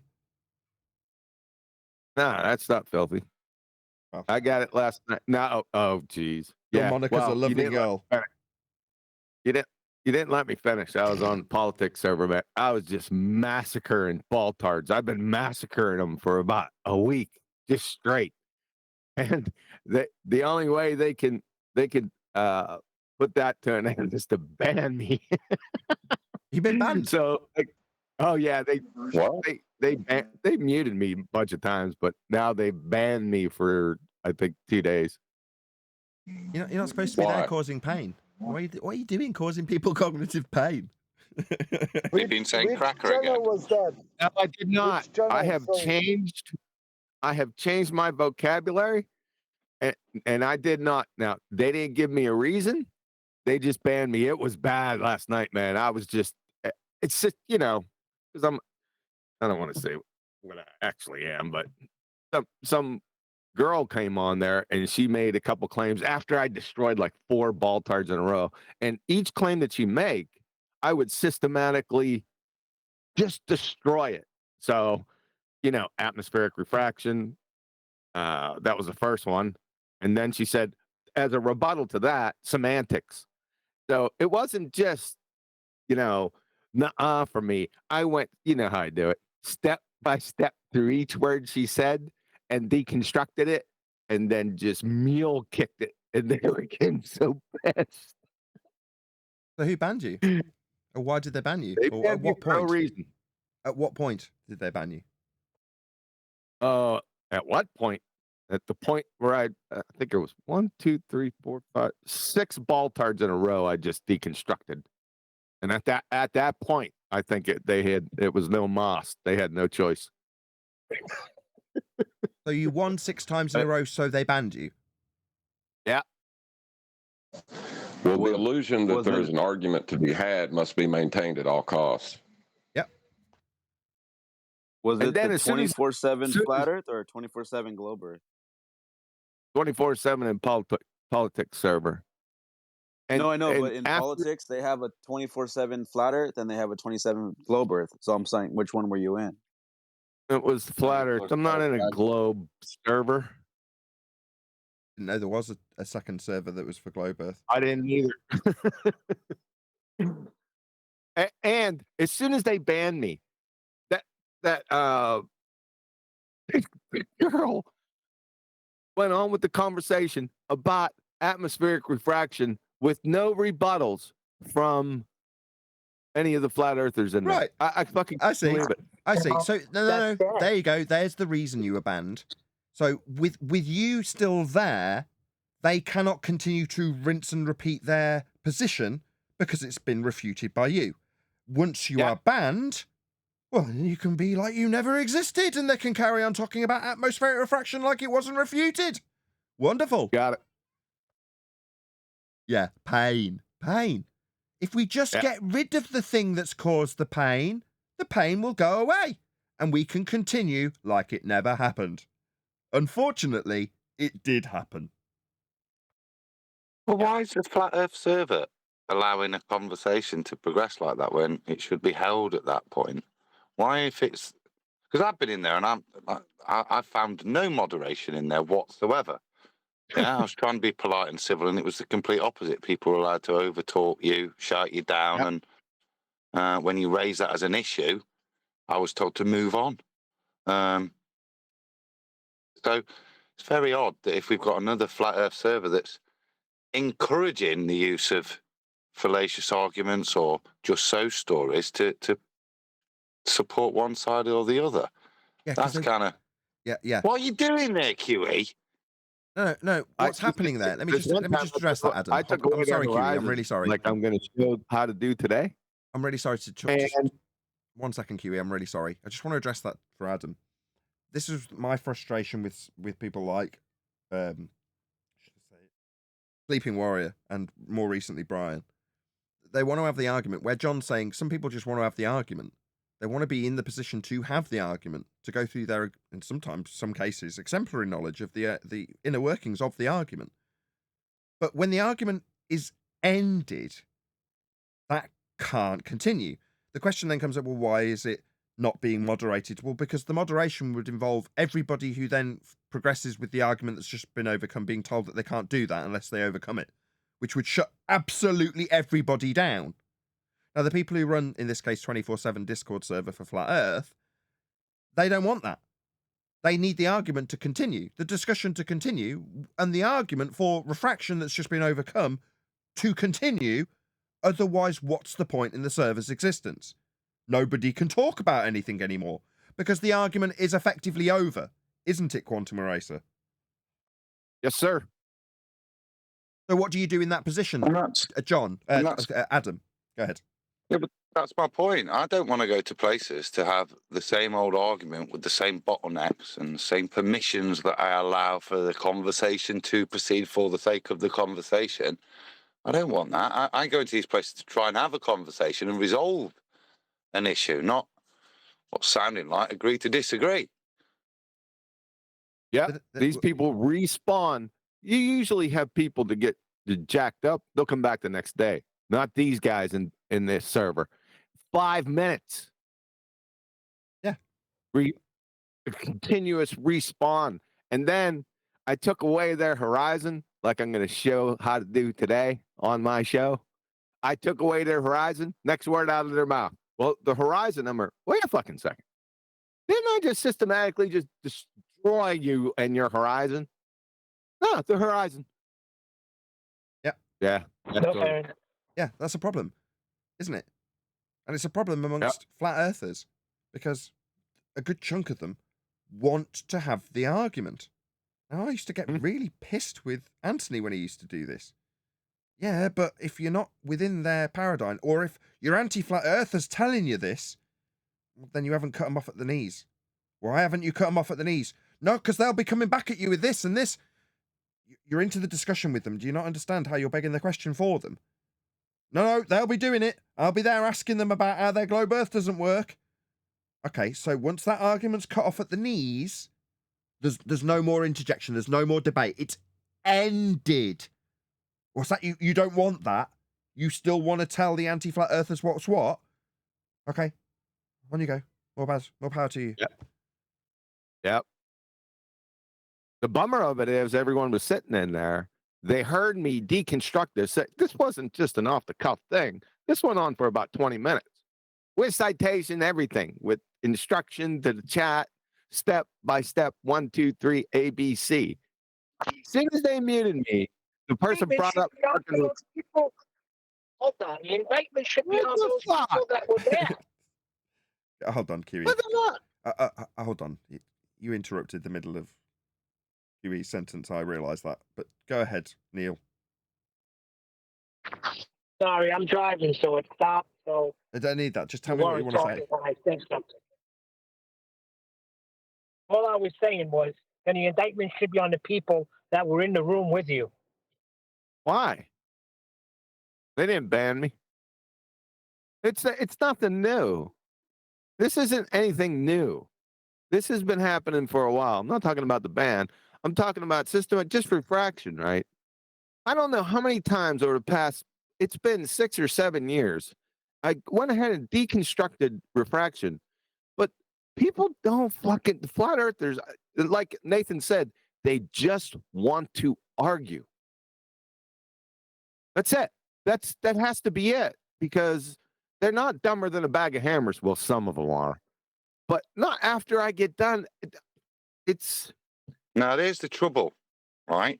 Because you see, like you, I would sit in these forums and actually listen to what the other person's saying, and then try and construct my response to develop the conversation based on what's been previously said. Yeah, to move the conversation forward. All you hear in these forums is, like you're saying, it's people trying to get their 15 moments of fame. So in a lot of the times, what follows has got nothing to do with what's just been said previously. Yeah, it's listen to me forum, shout over people forum, and not even like say develop a conversation. It's all about I've got this in my head, and it's going to come. It's like talking to my father-in-law. Yeah. Doesn't matter what you say to him. He's got 5 things he's going to say. Doesn't matter what you say, how you respond to the last thing he's just said. The next thing's coming out is part of his script. And that's what these places are like. Yep. So they don't want to advance the conversation. All I was saying was the indictment should be on, not for banning you, but if they're listening for 20 minutes and then you get banned and she's still allowed to even say refraction, that's a problem. No, but your mistake is where you say they've been listening for the last 20 minutes. No, as Adam just explained, many of the occupants of that particular server are not listening for 20 minutes of QE deconstruct the last position that they also didn't listen to. They are merely waiting for their turn to speak. I got it. I got you. I didn't hear much of what Adam was saying. I'm getting in and out reception. Okay. Meanwhile, Adam is absolutely correct. The position is, I want people around me to know what I know. Like we were talking about validation, boy, when he's like, okay, so you know that. Well, so what? Does that mean you've got to share it? Well, yeah, that for many of the people who are in this arena, that's all it means. I need to share with you that I know this really interesting information. What's that? You say I'm wrong? No, I'm right because of this. That's it. That's all they want to do.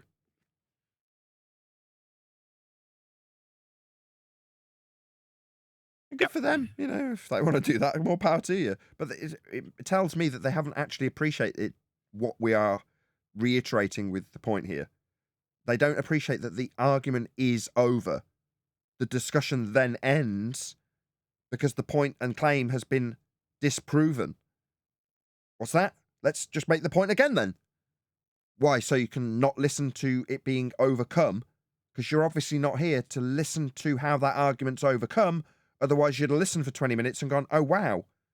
So when they claim refraction, I can overcome it by pointing out that there are values come from a flat earth and it's a derivation of R that expands out the ball, or whatever it was that QE went through with them for 20 minutes. They're not going to regurgitate it back to demonstrate to Quantum Eraser that an exemplary understanding has been achieved by listening to him. No. They want to make an argument about the horizon that was argued about 20 minutes before that, and they didn't listen to that either.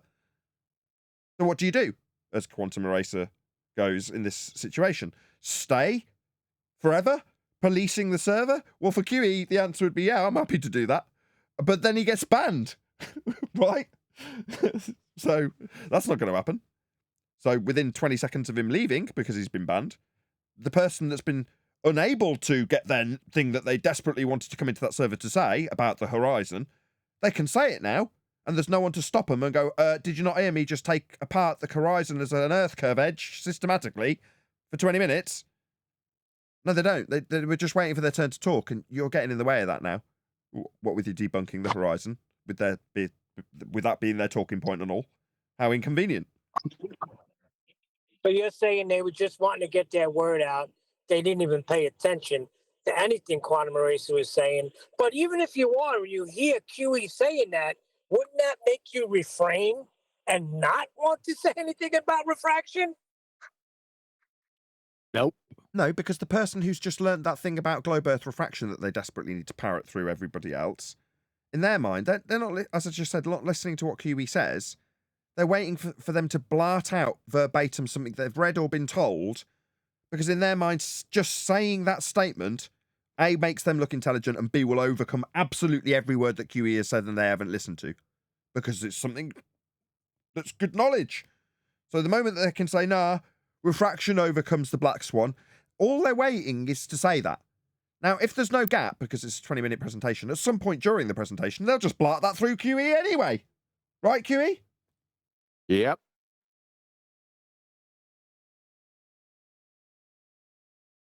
We've been here long enough to know what the score is. But yep. John knows, the other John, refracted curvature in the pre-show was talking about this. And half the time, I come to the same conclusion. We shouldn't really be here. Quantum eraser's the catalyst, right? We've been shoved out of the flat earth community. Now, that's no bad thing, because with open eyes, you go, bloody hell, it's not a community I want to be in. It's full of charlatans. It's full of people who don't know how dumb they really are when they babble on about garbage that they've got from a table that's been prepared over a long period of time and refined for you to offer up basically a globe earth avenue to argue about how globe earth is right with flat earth proofs. That's all it is. Well, knowing that from the outside is wonderful for us, in a way. As YouTubing goes, it's absolutely terrible. I better not talk in this regard, I'll start crying. But you know what I mean? It's not good if you want to scrape by and make a living on YouTube.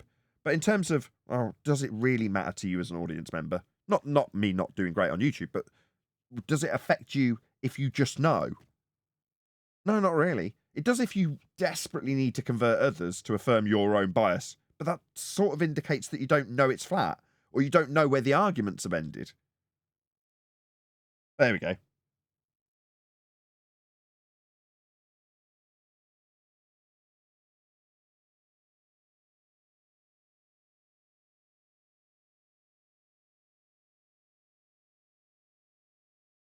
that it, or shall I play a game?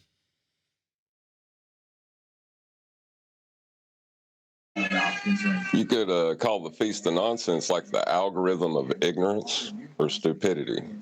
No, probably the algorithm of stupidity. Not exactly what I would call it.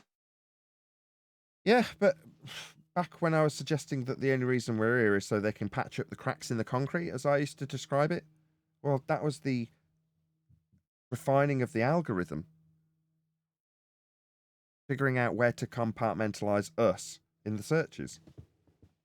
Seeing how people search for us so they can redirect those searches to the avenues like the Simondans and the Conspiracy Cats and the Triangles McKeegan. You know, they figured that out, but they have to see how the searches are first done. So there's going to be a certain amount of leakage. Well, you know, a couple of % of the population might find out it is really flat, but that don't really matter. You know, they'll be shouted down enough.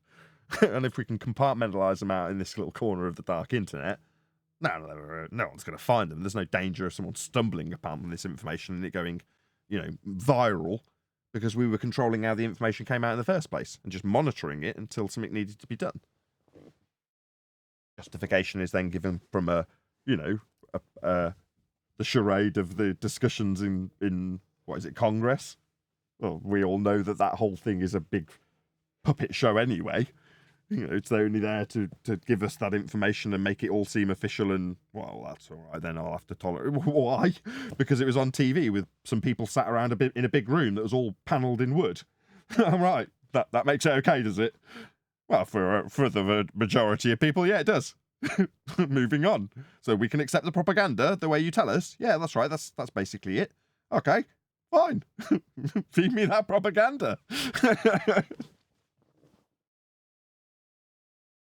As I say, we could gloat in how enlightened we are and how enlightened our audience is. But that would lead you to the conclusion that QE's trying to get across to the audience now. When you reach the point that you've actually concluded the argument, you want the person on the other end of the internet, a million miles of fiber optic cable, to go, I understand. So refraction from a globe Earth perspective is entirely bunk, and in more ways than one requires a flat plane to even claim. I see. How enlightening. Thank you. Would be the ideal response, wouldn't it, QE? That ain't happening. Yeah, that never happened. It never will happen. That definitely ain't happening.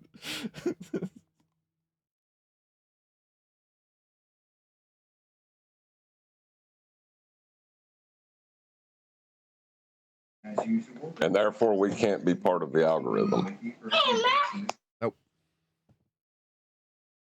That's fine. I can just appeal to people to share. I mean, it gets a bit tedious for those of you who are watching the show regularly and you hear me constantly appealing to the newbies you've just got here. 75. Oh, now 90 people. Please share the show. You're like, I've heard this 3 times in this live show. Well, what do you want? We don't get any algorithmic love. I've got to keep doing it. Well, it's just interesting because we control the algorithms in other ways because people's responses to us influence what they're talking about. So they never mention us, but they're always talking about what QE has brought up. Well, we get mentioned by name more often by the globe believers than we do by our own side when they're criticising us. Normally because we're pointing out their charlatanism, fraud and pseudoscience, but nevertheless, half the time they won't even mention our names. Like, we're spoken about in hushed tones.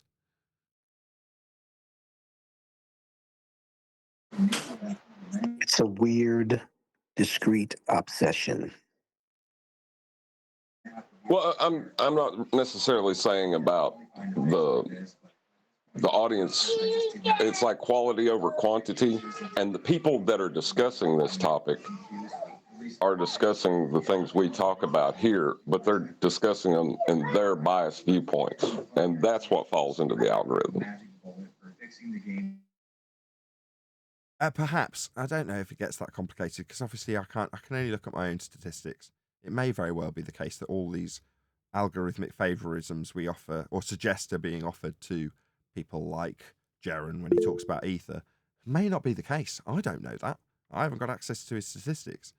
I've got the bare bones of his view figures because it's on his about page, but that's about it.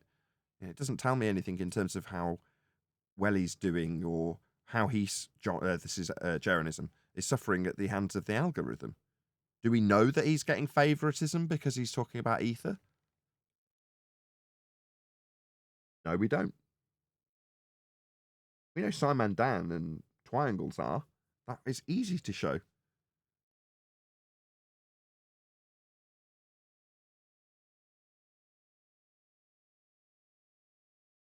Well, I'm not necessarily saying that it's just that if you're talking about Ether, it's a lot easier as a globe believer to attack that and rip it to shreds, right? So you will be favored in the algorithm for doing that. That's why I said, if you wanted to start a channel where you just never mention whether you're a glober or a flat earther and just attack the Feast of Nonsense, that could be a viable option. Gotcha, because much of the Feast of Nonsense does lead you to anti-flat Earth claims. In other words, the regurgitation. How can I put this? When you're arguing with a anti-flat Earther in that false dichotomy, there's a good chance that it's come from them regurgitating something that no longer sits in line with globe Earth rhetoric. In other words, it's kind of self-defeating. I mean, that all spans originally because of the flat plane that's needed. Hence, they end up with a lot of contradictory stuff in their anti-flat Earth arguments that doesn't agree with the globe.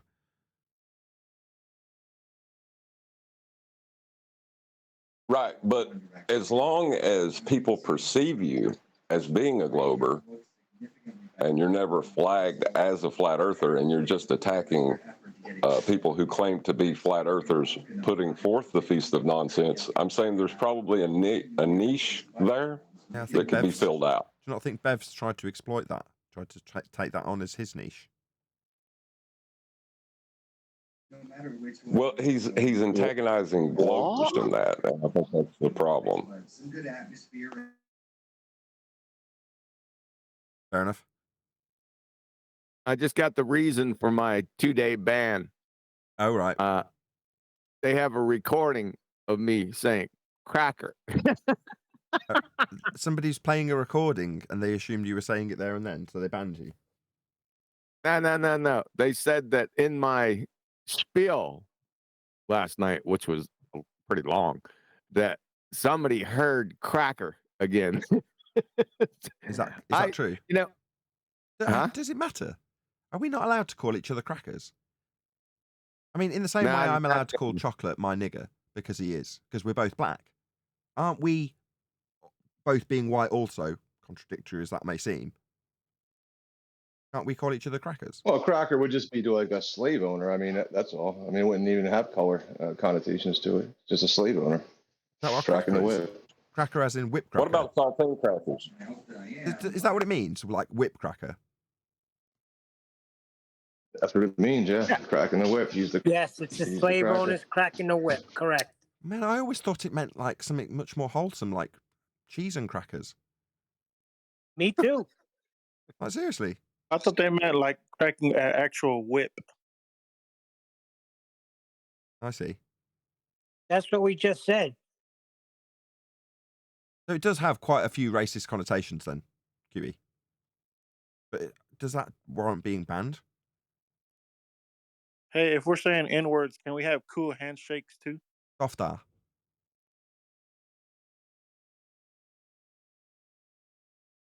I don't know. It may have slipped out because they are some dumbass crackers. It may have slipped out. I don't recall it. But you know, when you're in the heat of battle. But the thing is, like, throwing out an insult, maybe a warning. You know, someone saying, "Hey, try not to say this." And if I bet he's had plenty. They've already done that a number of times.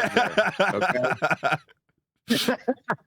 Oh well, this puts a very different spin on things, doesn't it? Now. Yeah. I'm the bad guy. Say good night. You're just very racist. Say good night to the bad guy. No, you're just a consummate rule breaker, buddy. You said too many shut the fuck up, maybe because of that. No, it wasn't. It was they just told me. They just sent me a message that I said cracker. Did you hear cracker last night? I didn't hear. I don't know. I didn't. I'm saying I didn't say it. I don't remember saying it. But they said that I said it. That's the reason for the 2-day ban. I think, John, that's my assumption. Battlemode was saying that some other two guys, like a moderator, who are moderators in all politics, came there, and they didn't like your, shut the fuck up or whatever. That's my assumption. Or one flat earther or two doesn't like you there. Nah, it wasn't flat earther. It was a politics server. It was a politics mod, the overall server mod. Yeah. It wasn't flat earther mod. So you've only got a temporary ban. Just try not to say cracker again, and you'll be fine. That's going to be impossible, man. Right. But it was not 20 minutes. It was almost 1 hour. Only to correct. Or put a little disclaimer in. Yeah. Look, just put a disclaimer in the beginning. Look, because I've been saying it for such a long time, I might accidentally say the word cracker. And if I do, please don't immediately ban me. I can't speak to those guys. There's a communication barrier in front. Like they're the higher echelon, right? There is no chain of command, so I can't put forth my my disgruntlement up the chain. There's no chain. Follow? Because John, yesterday was strange when you said who mutes me. I thought they will unmute you immediately because everybody was there, like a Jedi. I don't know who was there, but you was muted, and I thought, what the fuck is muting him? Can you stop swearing? Seriously, my videos are continually getting demonetized. Please stop swearing. Sorry. No swearing. I don't know if you know this. I don't know if I've ever mentioned, right? In the last couple of months, YouTube have taken a much, much harder stance on swearing on videos. That's all this is. So where I've been previously like, it doesn't really matter as long as we're 3 or 4 minutes into the video. No, it doesn't work like that anymore. If you swear in your video, YouTube just demonetizes you. So I've got a whole string of videos that have just had the monetization wiped out because of swearing. Yeah. And nothing else. Okay. And somebody unmute you for shortly, John. Somebody unmute you for shortly, and then again somebody mute you again because I was watching. Yeah, one of the flat earthers, we can get off this topic. One of the flat earther mods, Jetty, but he unmuted me and then I was immediately muted again. So he got overridden. So we can move on. It's not a big deal. Aren't crackers. I'm muting it. They're muting me every day.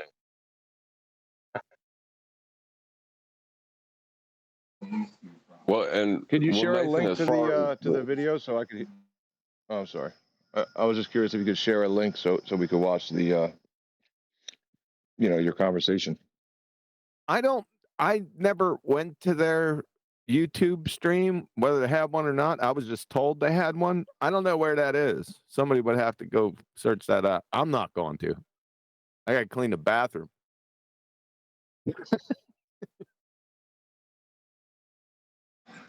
To the algorithm thing about cussing, there's also a group of people that really don't like us. So when they hear a cuss word, they use that as an excuse to file a complaint. So keep that in mind as well.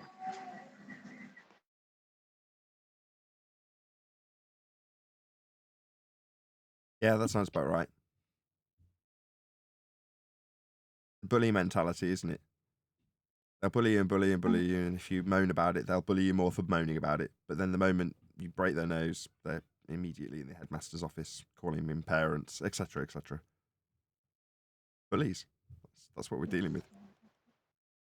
I like bullying the bullies. Yeah, I bet.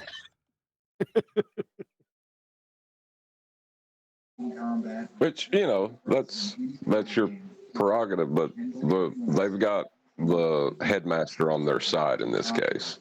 Their daddy is the headmaster. Right, and he hates flat earthers.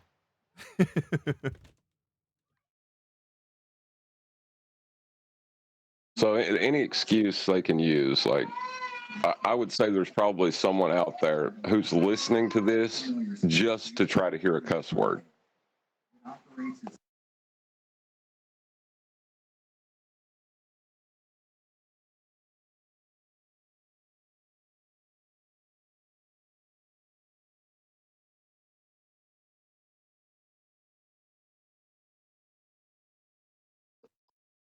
So is it a no tolerance thing as soon as you swear, Nathan, on YouTube? Pretty much.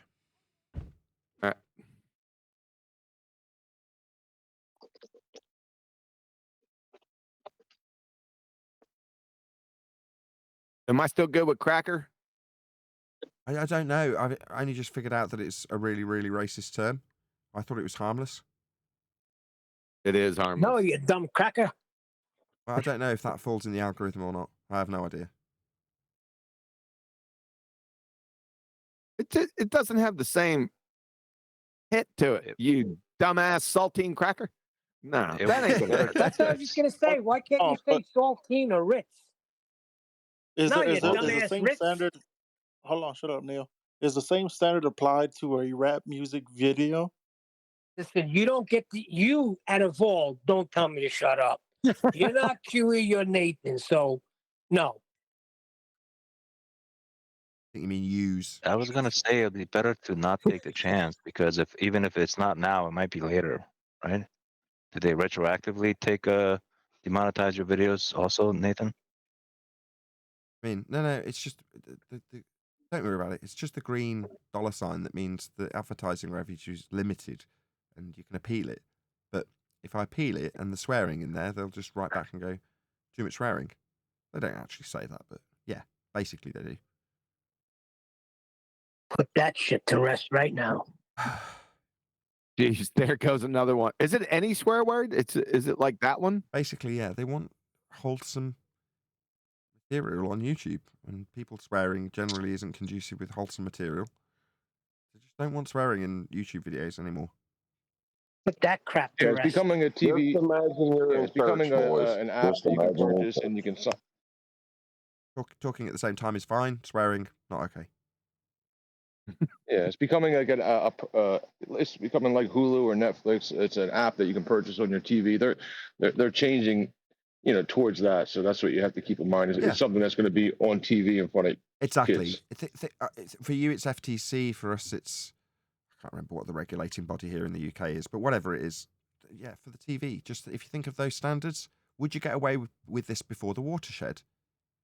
If you say, that's a crappy idea, right on the borderline of what you'll get away with before the watershed. If you say, that's crap, no, that wouldn't they wouldn't tolerate that before the watershed. That is how fine the line is.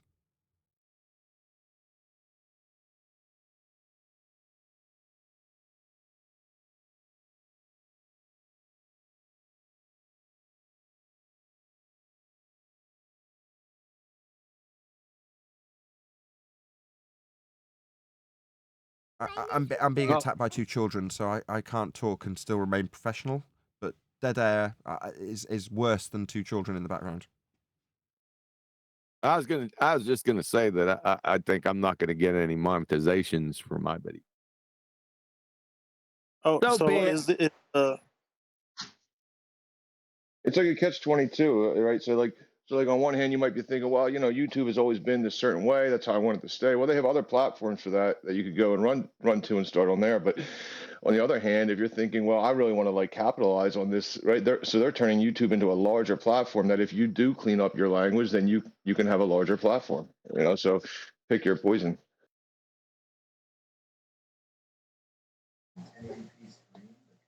Speaking of platforms, the Horizon was mentioned in today's video, and I almost mentioned your show today, QE. Why didn't you? I had a bunch of kids running around in the background. I couldn't get to the button. Yeah, that's fine. When you say when you go ahead, because this is the second time. Go ahead.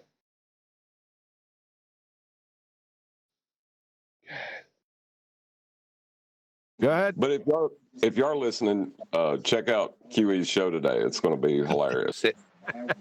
It's going to run late, man. The show will have already passed. But that's okay. They can always go back and rewatch. So thanks for the shout out. Appreciate it. When you said platform, like speaking of platforms, the Horizon, are you pointing out that their claim is that we have a horizontal platform, right?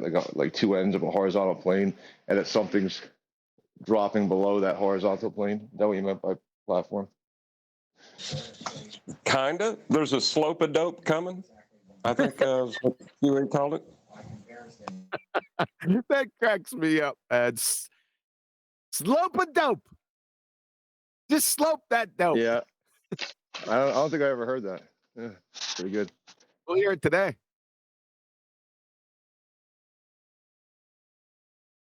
Be here, be sphere at the Quantum Racing channel. Yeah, just go watch it on Quantum Racer, because if you're listening to this in the past, then you can just watch it at any time. That's right. Don't let them bring up Horizon anymore, man. Just don't let them do it. There's no way out of it. None. 0. Yeah, it's hard to. Oh man, I'm almost said it. I'm not going to say it. I'm taking back from the Baltards. I'm taking back the Horizon. It's mine now. Yeah, the statement that there is no horizon on a flat Earth. There's no horizon on a globe. There's definitely no horizon on globes. That's a paradox. That's an oxymoron. Right on its face. It's somewhat true. Somewhat true. It's the whole way true. If the Earth were flat, though. What? If the Earth were flat? What? We didn't hear the rest of it. Go ahead, start over. If the Earth were flat, if everything was flat, there would be no horizon, or not at least how we see it. Yeah. Really? If it was not the land and sea, yeah, then if it's only air, then will be no horizon. Yeah, you're correct. Yeah, if it was just a 2D plane, there would be no horizon. Yep. No. 2D plane. If it's only air.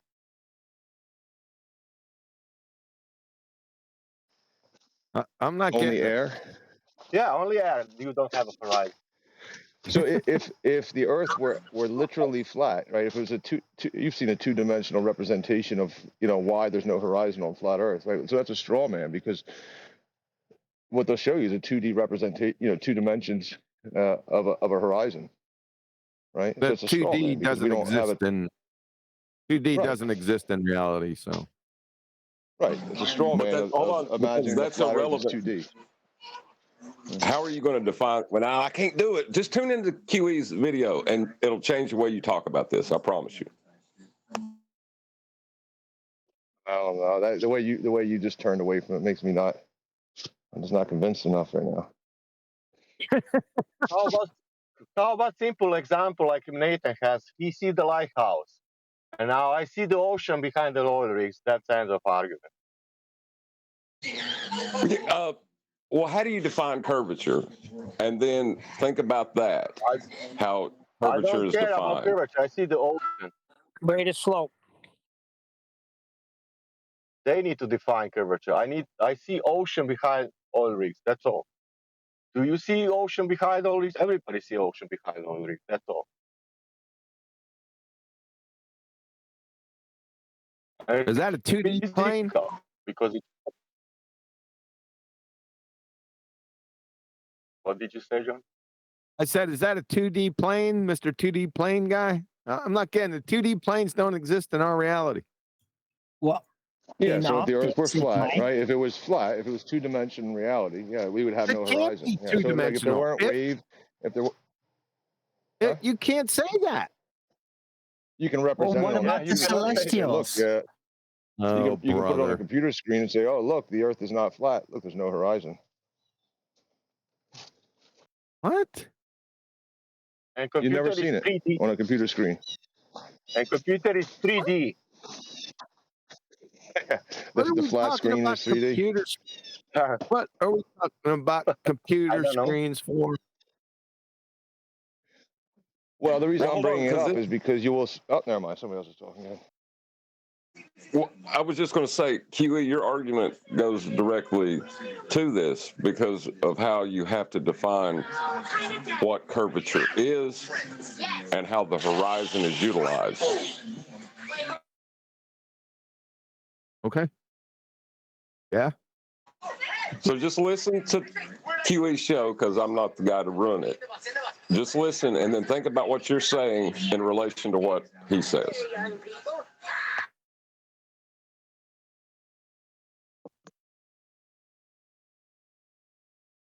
No, they got to get the words out.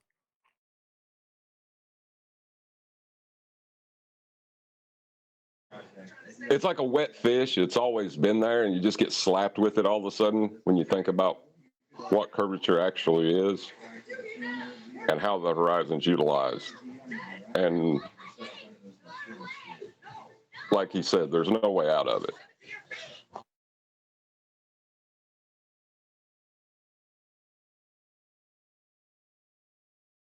We'll find out on the commemoration later on today.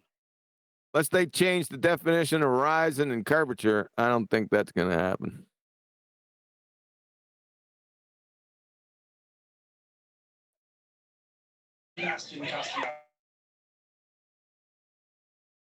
All right, so we got some dead air here. You guys better start talking. You know what's going to happen. Well, I said, as we'll find out later today in the commemoration show. What? Only thing that happens is we get cut off from talking. Good. How's the celestial sphere not a 2D plane?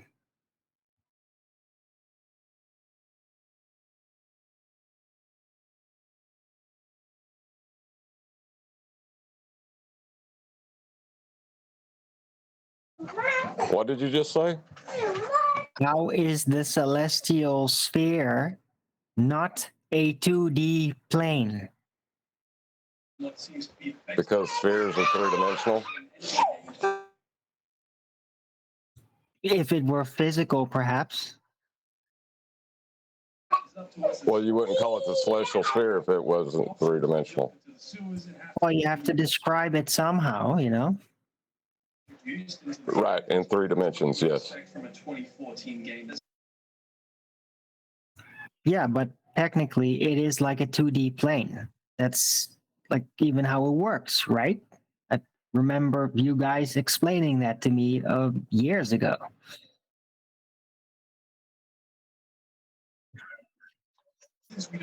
Are you talking about the celestial plane or the celestial sphere? And what's the difference? One of them's hijacking perspective to give you a model of angles from a flat plane, and one of them is just the relation of the celestials to the flat plane. One is the flat plane itself, and one is the circle around the flat plane of the stars, if you will, Arwin. There you go. Okay, different things then. It's just that, like, the celestials not really containing anything other than angular data, not being provable in any actual position, the information that is available is technically two-dimensional.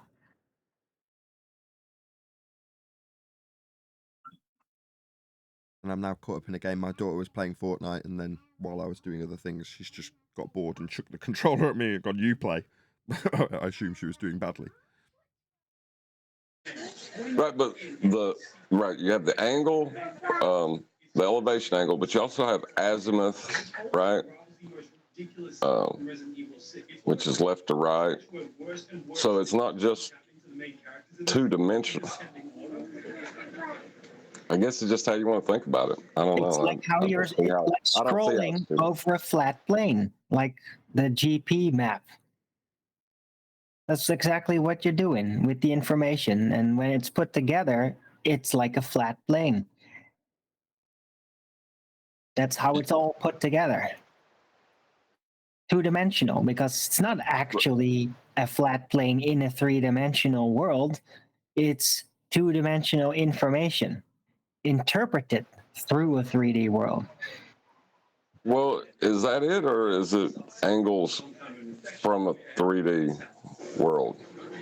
And you just don't have, you can't apply basic trig to it. That doesn't make it too. That's relevant. I'm just talking about the nature of the information itself, of the celestial sphere, and what we're doing with it, and how it's utilized. But it's not utilized two-dimensionally. That doesn't make sense. It's you have altitude, declination, azimuth. I'm sorry, not declination, but it's three-dimensional. No, not really. No, those are all two-dimensional. It's all map type information. There's no height involved. There's no actual height, but there is an elevation angle. There's an elevation angle. Angles, yeah, but there's no actual height involved. There's no 3 dimensions involved. Yep. Yeah, what? Just because it's the star's position is apparent to us, not actual, doesn't mean you're not using 3 dimensions. I don't understand that. You're not. You're only using. And then the information of the celestial sphere is put together literally in map form as a 2D plane to be compared with the other 2D plane of the flat Earth.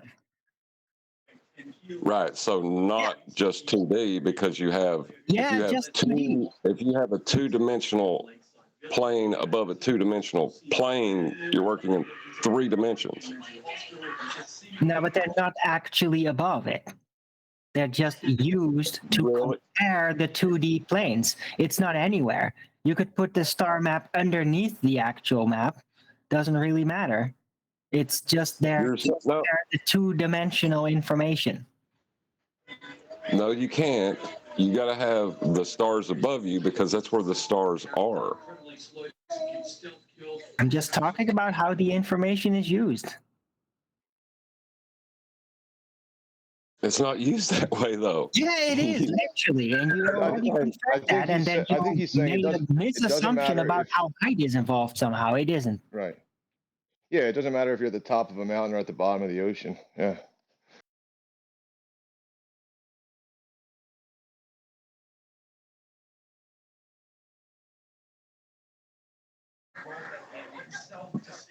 It doesn't matter, right? You're just getting a horizontal that runs parallel to mean sea level. So you're working in 3 dimensions for the information.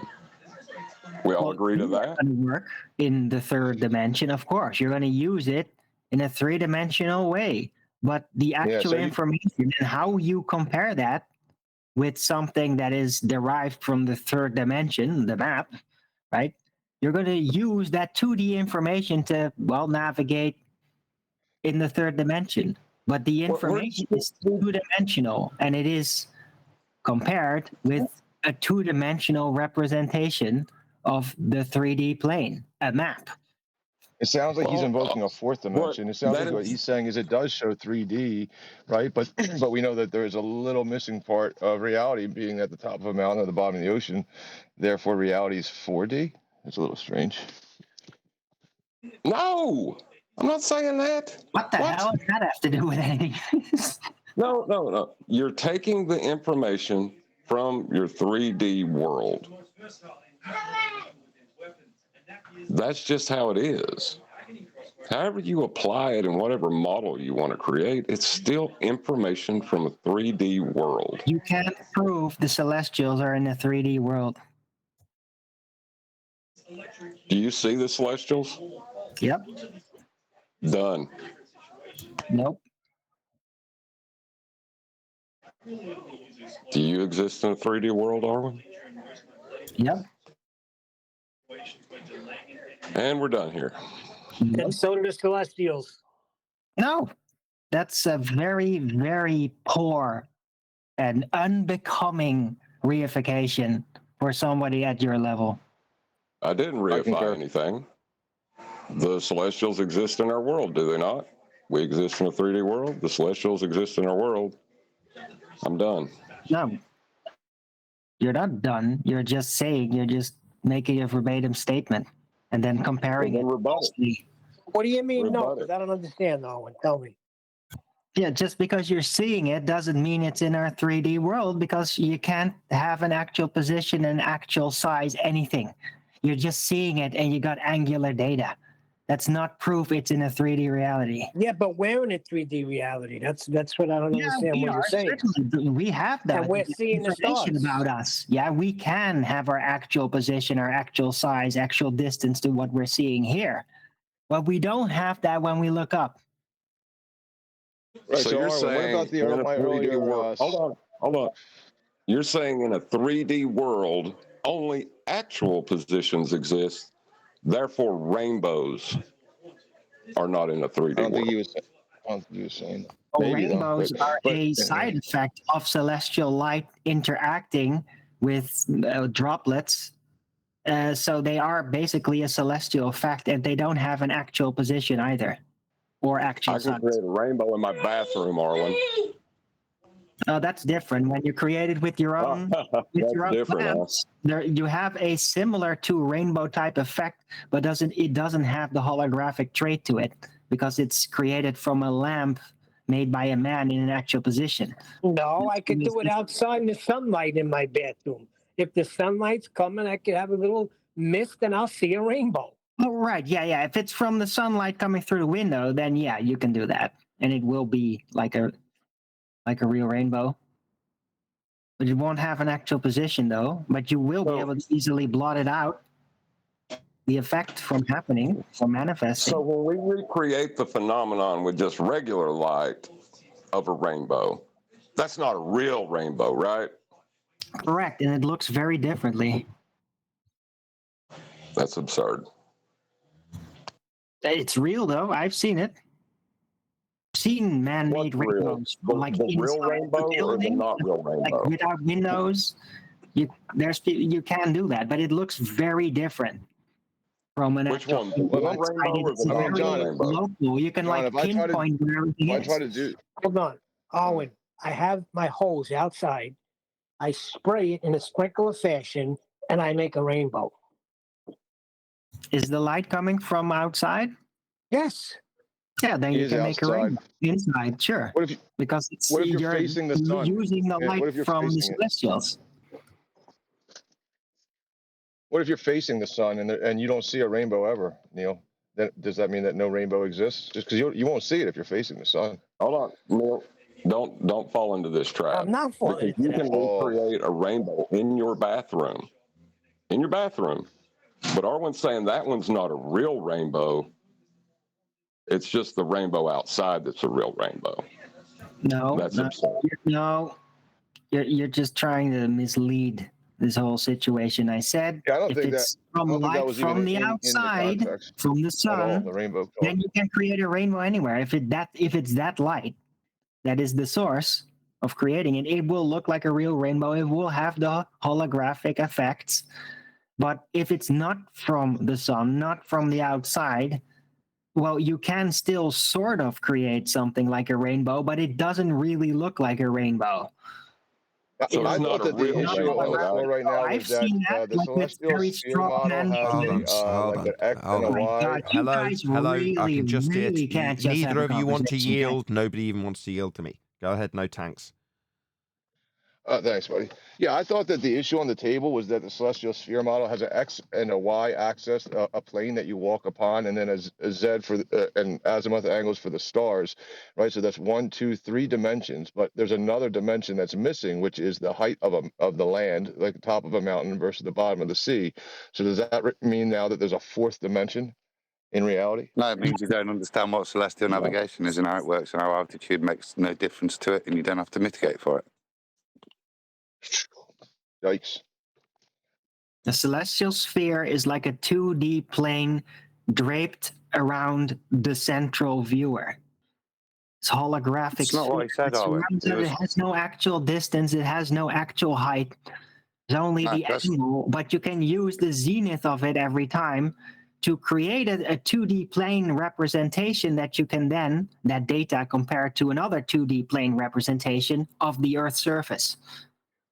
In reality, Doesn't if I mean go up it the doesn't mountain, will invoke I any get a fourth dimension, though, does it? I don't know where No, that it does fourth not. I don't know dimensional why you aspect brought that was. in. Well, that's what I was So if addressing. I go up the top, I mean, if I you go up could to the think top of of the it as mountain, 4D, oh, but never it's mind, kind I'm of not pointless because you can't prove it. So the guy that was just speaking from Discord, then, so you've invoked a fourth dimension. Why do you feel that was relevant, and why did you think it was a fourth dimension, even though it's just a resetting of what would be the y-axis? Yeah. I don't know. It's kind of He's a asking no hippy-dippy idea. tanks. I He's dipped asking into no it tanks. myself, like early days. He's not talking to you. Oh, I'm sorry. He's asking no tanks. He specifically said that. Oh, I didn't hear that.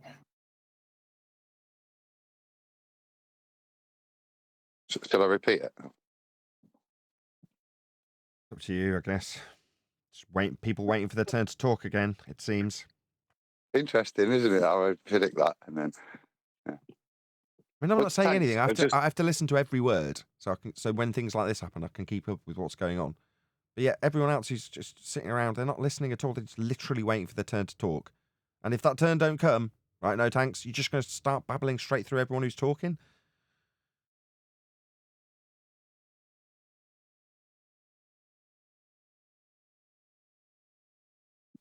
I'll reiterate the point then, if that's pertinent. Tanks are still there. So you invoked a fourth dimension, tanks. As I said, I don't think that's relevant. Adjustment for altitude of the observer is not relevant in terms of celestial navigation. And even if it was, you'd just be making an adjustment on the y-axis scale, wouldn't you, as opposed to invoking another dimension? Does that make sense as a response, tanks?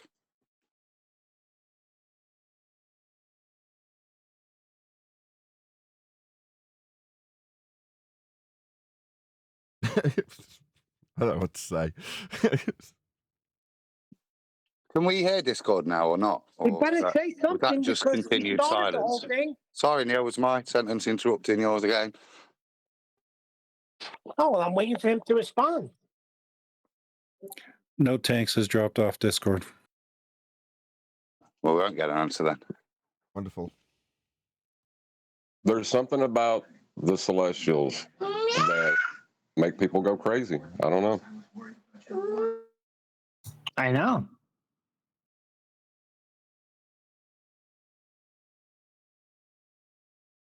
Because it's just so difficult to not, it's like, it's not there. It's not actually there. Oh, yeah, you see it. Oh, hurts your little head. So weird, huh? Yeah. Welcome to reality. Well, you could look at it that way, or you could just appreciate the majesty of the heavens. Oh, I do. I absolutely do.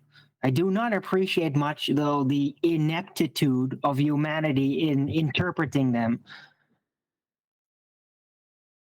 No, the heliocentric model is pretty eloquent. As much as we stand in opposition to its reification, the general progression, if you don't assume that there's any nefarious intent in Kepler's motivation to figure out elliptical orbits, for example, you've got to admire their, I don't know if ingenuity is the right word, but their sort of logical thinking outside the box to be able to come up with such models. Yes, as I say, we fight against the reification thereof, but you don't in any way admire the heliocentric model for its eloquence and its beauty and its, to dare I say, accuracy for predictions of the patterns of the stars. You don't admire that in any way. Of course I do. Hold on there. I was talking about reality, not about the beautiful dream of outer space. Of course I appreciate that. I have Baldwin. How could you say such a thing, Nathan? Okay, I was talking about actual, like people actually using their eyes and their brains and not just listening to some dream.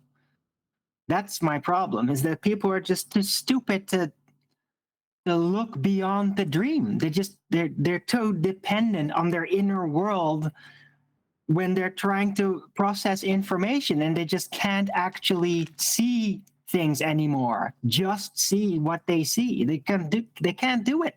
It's so pathetic. Your issue's just with the people reifying it. Fair enough. But that reification also just blocks people's ability to look at it any other way, you see, on a visceral level. And that's like the aggravating part, where you can explain one person like 5-6 times, and they just don't get it because they'll just keep saying it the way that their dream has imposed it on them, how it works, and they can't look in another way. They just don't hear it. Yeah. We're in a small group of people, are we? I know. It's everywhere. Yeah. Right. So those amongst us who want to, progress this into the masses, like the masses, like Morpheus describing to Neo about how people don't want to be woken up.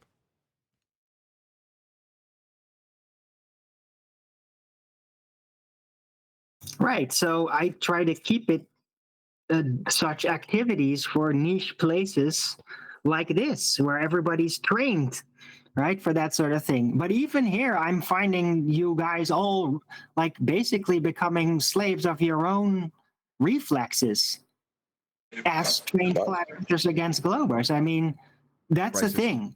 It's racist. People get stuck in reflexes.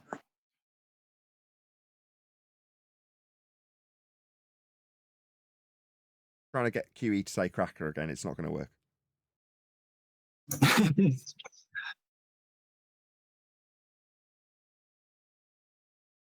Sorry, I had to go get some breakfast. Did we resolve anything? Yes, we've decided that you're just an overt racist, and we've decided that we're going to disown you generally. Yeah, check it out. Arwen's a racist? No, you are. Oh, I am? Oh, okay. Well, we all decided it was consensus. Hey, I'm a small thinker for understanding that a sphere is not two-dimensional. Except for the celestial sphere, because it's not really a sphere, just like atmosphere, right? But we can think of it as a sphere because, well, it surrounds it almost as if it were a sphere, but it's not actually a sphere because none of it actually has a position. You know? Are you saying the sky is two-dimensional? No, not the sky. I'm saying that the celestial lights are actually a flat plane that is two-dimensional and not three-dimensional. None of it has actual positions. It just because of the nature of who we are and how we see things. What does actual positions have to do with whether? What does actual positions have to do with anything being a 2D versus 3D plane? I'm not getting it. Yeah, he didn't answer me when I asked him either. Well, there's only enough information available to describe it in a two-dimensional setup. What? Yeah, that's what I said. You don't have enough information to present it as actual 3D because the information is not sufficient. So that's a special pleading fallacy because we live in a three-dimensional world, and that's part of our world. So if you're going to state that, then you're guilty of a special pleading fallacy. Well, So we I'm said saying it's not a part of our world. It's not 3D. It's not anything like what is here on Earth. No size, no distance, only the angle. And your evidence, only the angle. That still has nothing to do with 2D, by the way. Well, it is if you, yeah, it gets a little mathematical though, right? Because it's a sphere because of the observer is at the center of it at all times, and that's how the 2D trait of it is basically the angular distance. Angular distance? That's not secular. No, the distance over the celestial sphere. It's all angular distance. Angular distance is an oxymoron. And it doesn't have anything to do with 2D. Well, if you angular size, if you have like the cross section of something that has an angular size, well, then you have that angular distance. That's what I'm trying to express here. I'm improvising here. If I see something in the world that I'm in a 3D world, correct? So if I look up at the sun, the moon, and the stars, are they not in a 3D world? Nope. Yeah, they are. Yeah. It's a special pleading fallacy that you will accept. You don't have the information of size or distance, and you never will. I'm looking at them, Arwen. Irrelevant. I can look at my screen too, and things can really be visible there. I give all kinds of suggestions, but it's not real though. That's already in your 3D world, your screen. Yeah. Yeah, and size and distance is irrelevant to three-dimensional. Yeah, well, you don't have actual size, right? Your screen is an actual size, it's an actual distance, but what you're seeing there and how you're going to interpret it does not. Absolutely you don't not. actually have that information, just like with the Celestials. Yeah, but Brian will still do it. He'll still beg the question. He just likes doing it, Arwen. There's nothing we can do about it. Brian, what? I'm not joining in.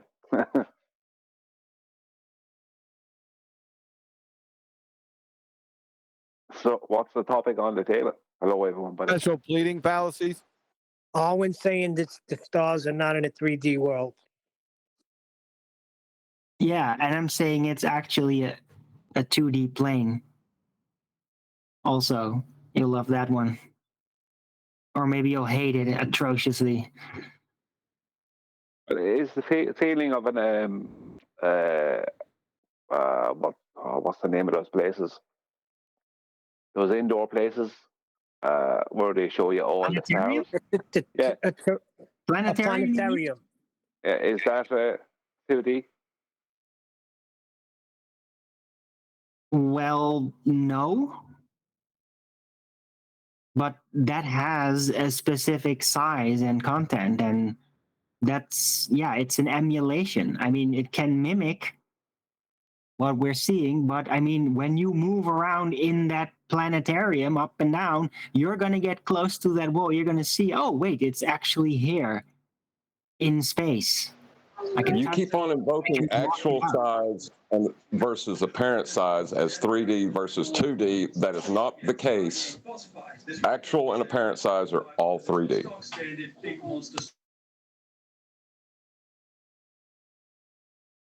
No. What do you mean, no? Apparent size is not 3D. You don't have information.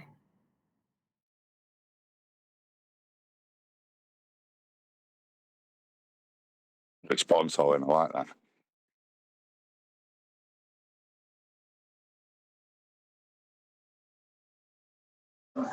So if I don't know the distance or the height of the lighthouse, it's not three-dimensional. Because I don't have the information. No. It's apparent size. You can't determine whether that apparent thing has dimensions, can you? It's just apparent. Exactly. So it's just beyond the ability to claim. It's not you can't. It's just you've not got sufficient info to make a definitive statement about that. And I have a good belief you never will. You can't make the definitive statement that it exists. No, you can make a definitive statement it exists. You can see it. Right. And do you exist in 3D reality? I do. But that thing I know nothing about that does kind of ignore certain rules, then that'll be beyond my bounds of certitude to make that statement. I wouldn't make it. I'm not to say I would oppose it, but I don't think I'd be able to make it. Right, but you're working with a special pleading fallacy to assert that it's not that. No, I'm not. I'm working with the fact that it's the stars, and I do not know, and there's enough confusion there for me to be humble enough to say I'd like to make that statement, and in every other waking walk of life, those rules would be applicable. But from dealing with the stars, I can't, hand on heart, make that statement as truth. I said sun, moon, and stars. Well, celestials. But it's still azimuth angle and an elevation angle. That's left and right, up and down. That's not two-dimensional. Why? How? What does this have to do with the... Yeah, but I think Darwin and Adam are talking about the stars themselves, like a star, Sirius or whatever. You can't say it's three-dimensional because you have absolutely no way to say it. Special pleading fallacy. Unless you separate, and you can do. You're getting it though, Brian. I'm not done yet. Unless you separate where we live on Earth, on flat Earth, and the stars as being two separate systems and not part of the same system, and I guess you can get away with saying it's not special pleading. But if that's part of what we call our universe, it's a textbook special pleading fallacy. Well, that's interesting. It's also because that I did actually do that. I did say, like, yeah, you just compare the angular data, the zenith map, which is considerably flat, and then compare it. Don't integrate, just compare it with the 2D-ified information of the actual topographical map, right? And that's what you compare it. It never actually integrates. There's never an actual position ever established of anything. Didn't we already go over this? Your actual position has nothing to do with the argument. If you would have said it's two-dimensional because the sun doesn't have a social security number, it would have been just as relevant. What I was going to say is that you can't say they're three-dimensional either because you don't know them. That's the problem. Maybe they're more than three-dimensional for all we know because we don't know anything about up there. Special pleading.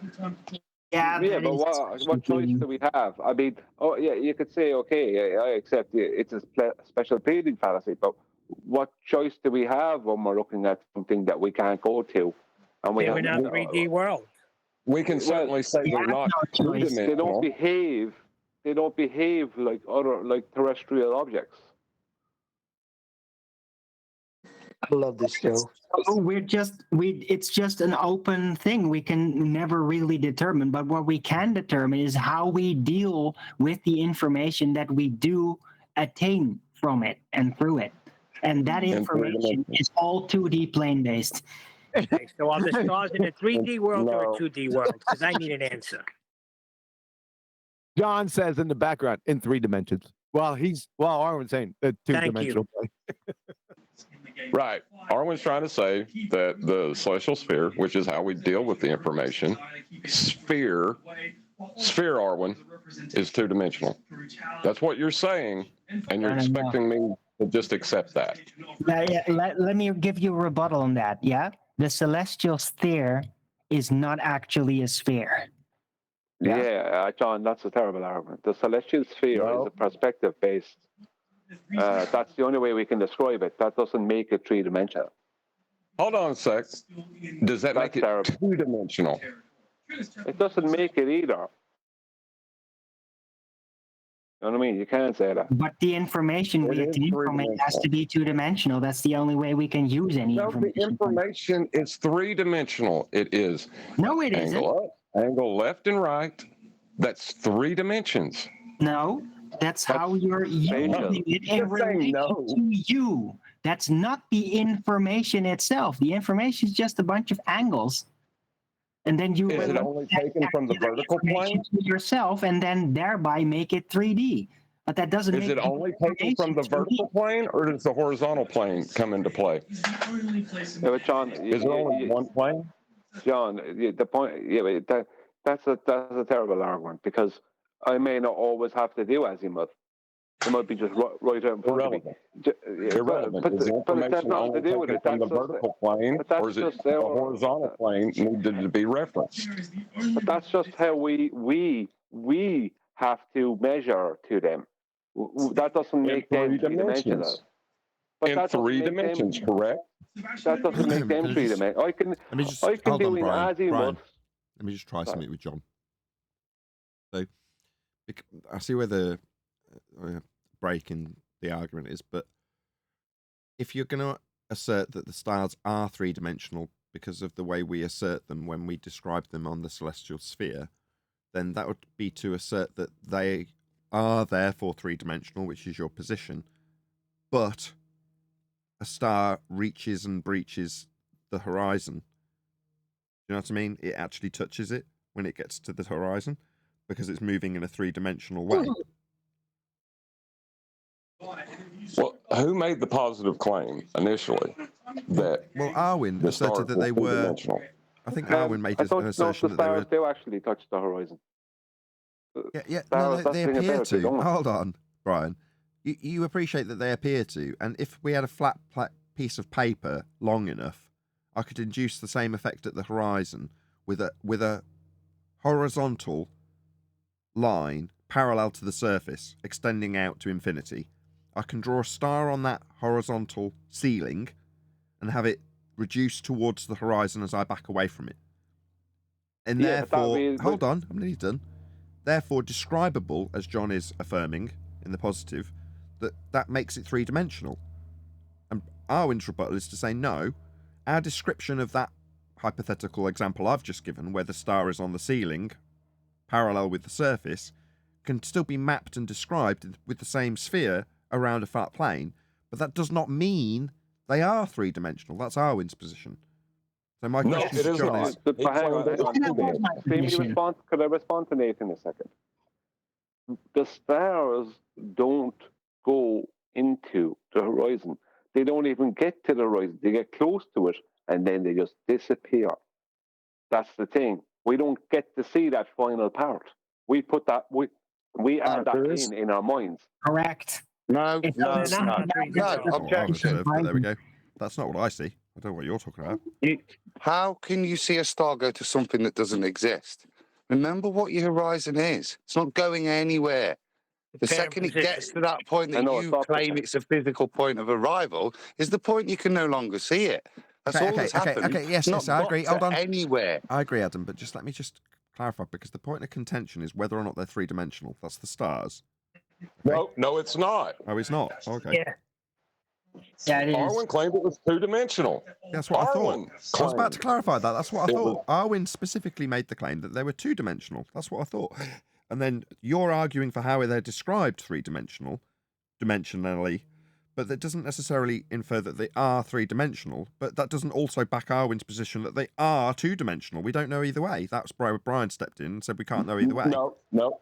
I'd argue Arwin's statement. Well, then let's just hear John. He's objecting the most. Go ahead, John. Let John finish. Thank you. The information. Okay, I'll try and take control, Neil. Go ahead, John.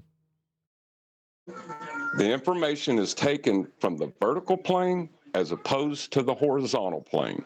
To say it's two-dimensional is to accept Bev's argument that it's two-dimensional, and we're arguing about a datum. It's always in reference to something. The information is always in reference to the horizontal plane. That's three-dimensional. No, it's in relation just before you go, because I would take objection to yours. Yeah? So just as I objected to John making the statement of it being three-dimensional, I would object even more to a statement that it's two-dimensional. Just because it's an apparent position doesn't qualify anything dimensionally. My apprehension with 3D was because it's the stars. And in the same way, I would be just as apprehensive, in fact, even more so, to make a claim that just because it's the stars, therefore all knowledge of two-dimensionality and three-dimensionality, because there's no such thing as a 2D thing in the real world. Yeah, so I'd have to oppose a 2D statement even more. And it's not because I think it's one of the others. It's just I don't have the confidence to make a 3D final statement. But I do have the confidence to say that in reality, nothing exists in reality in 2D anyway. Way to hedge your bet. I agree with you, but it wasn't exactly my statement. My statement specifically is that we only have two-dimensional information. That's where I opposed you with the vertical versus the horizontal. Holographic. I don't even know how I could define that. My best option would be four-dimensional. It's something that can never be proven. But the information is 2D that we get. What? Information? Thank you. Now you're going off the reservation. Hello. Thank you. Did you hear John's response? He was trying to get it through at the relevant time, but you just wouldn't stop, Arwin. Did you hear what he said? Nope. You want to try again, John? John said? The information is taken from the vertical plane as it bisects the horizontal plane. Three-dimensional information. Incorrect. It's not, is it? You're not measuring it on a three-dimensional plane. You're taking those angles by perspective. You're not measuring the planes. You're not taking those. What you're doing is using perspective to give you the angles, the perspective that defines what your elevation angle is from your plane, yeah? So you're only... So I say, I don't think the two aren't linked, yeah? But to make a bold claim that it's A this or B this, I think you've just got to be careful. But I don't think you can make a claim where nothing like that exists in our reality, i.e. it's two-dimensional. The coordinate system is two-dimensional. Right, the information, that's what I was saying. No, elevation nobody's listening is to John. two-dimensional. Did you not hear his objection? Try it a third time, John. The information is taken from the vertical plane as it opposes the horizontal plane. That's how the information is applied and utilized. It's only applied with two of the three. If you're going to state that, then we state it's three-dimensional. And we accept that there is no three-dimensional coordinate. In fact, to apply a three-dimensional coordinate would be to bastardize and negate the whole process. Agree? No, I'm not saying that the apparent position of the star is actually where the star is. I'm saying that position has an actual position, not the star. So the information is three-dimensional. That was the most weird thing I've ever heard you say. What are you talking about? It made perfect sense. How the information is being utilized, described, and plotted down is three-dimensional. He's made that absolutely clear. He's not saying that's what the star is. He's saying that's how it's being utilized. That's factually accurate. And in that utilization, it is factually three-dimensional. The information from the Celestials themselves, no, it isn't.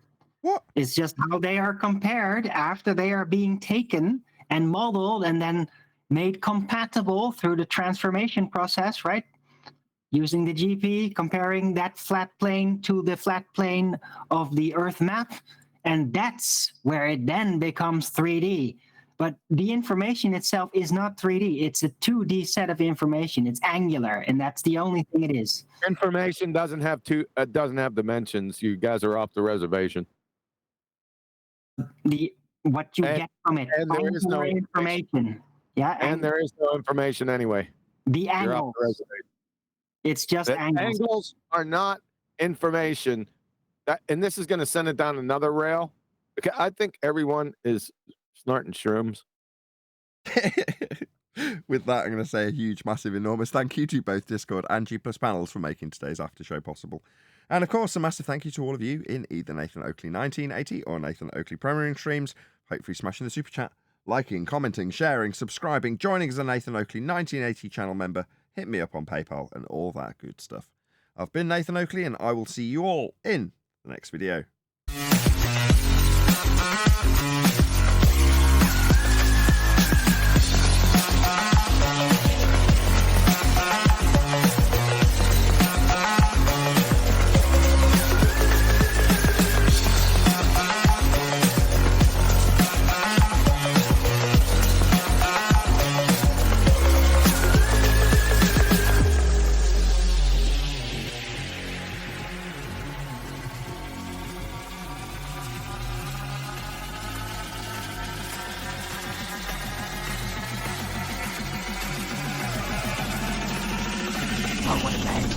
What a lovely day!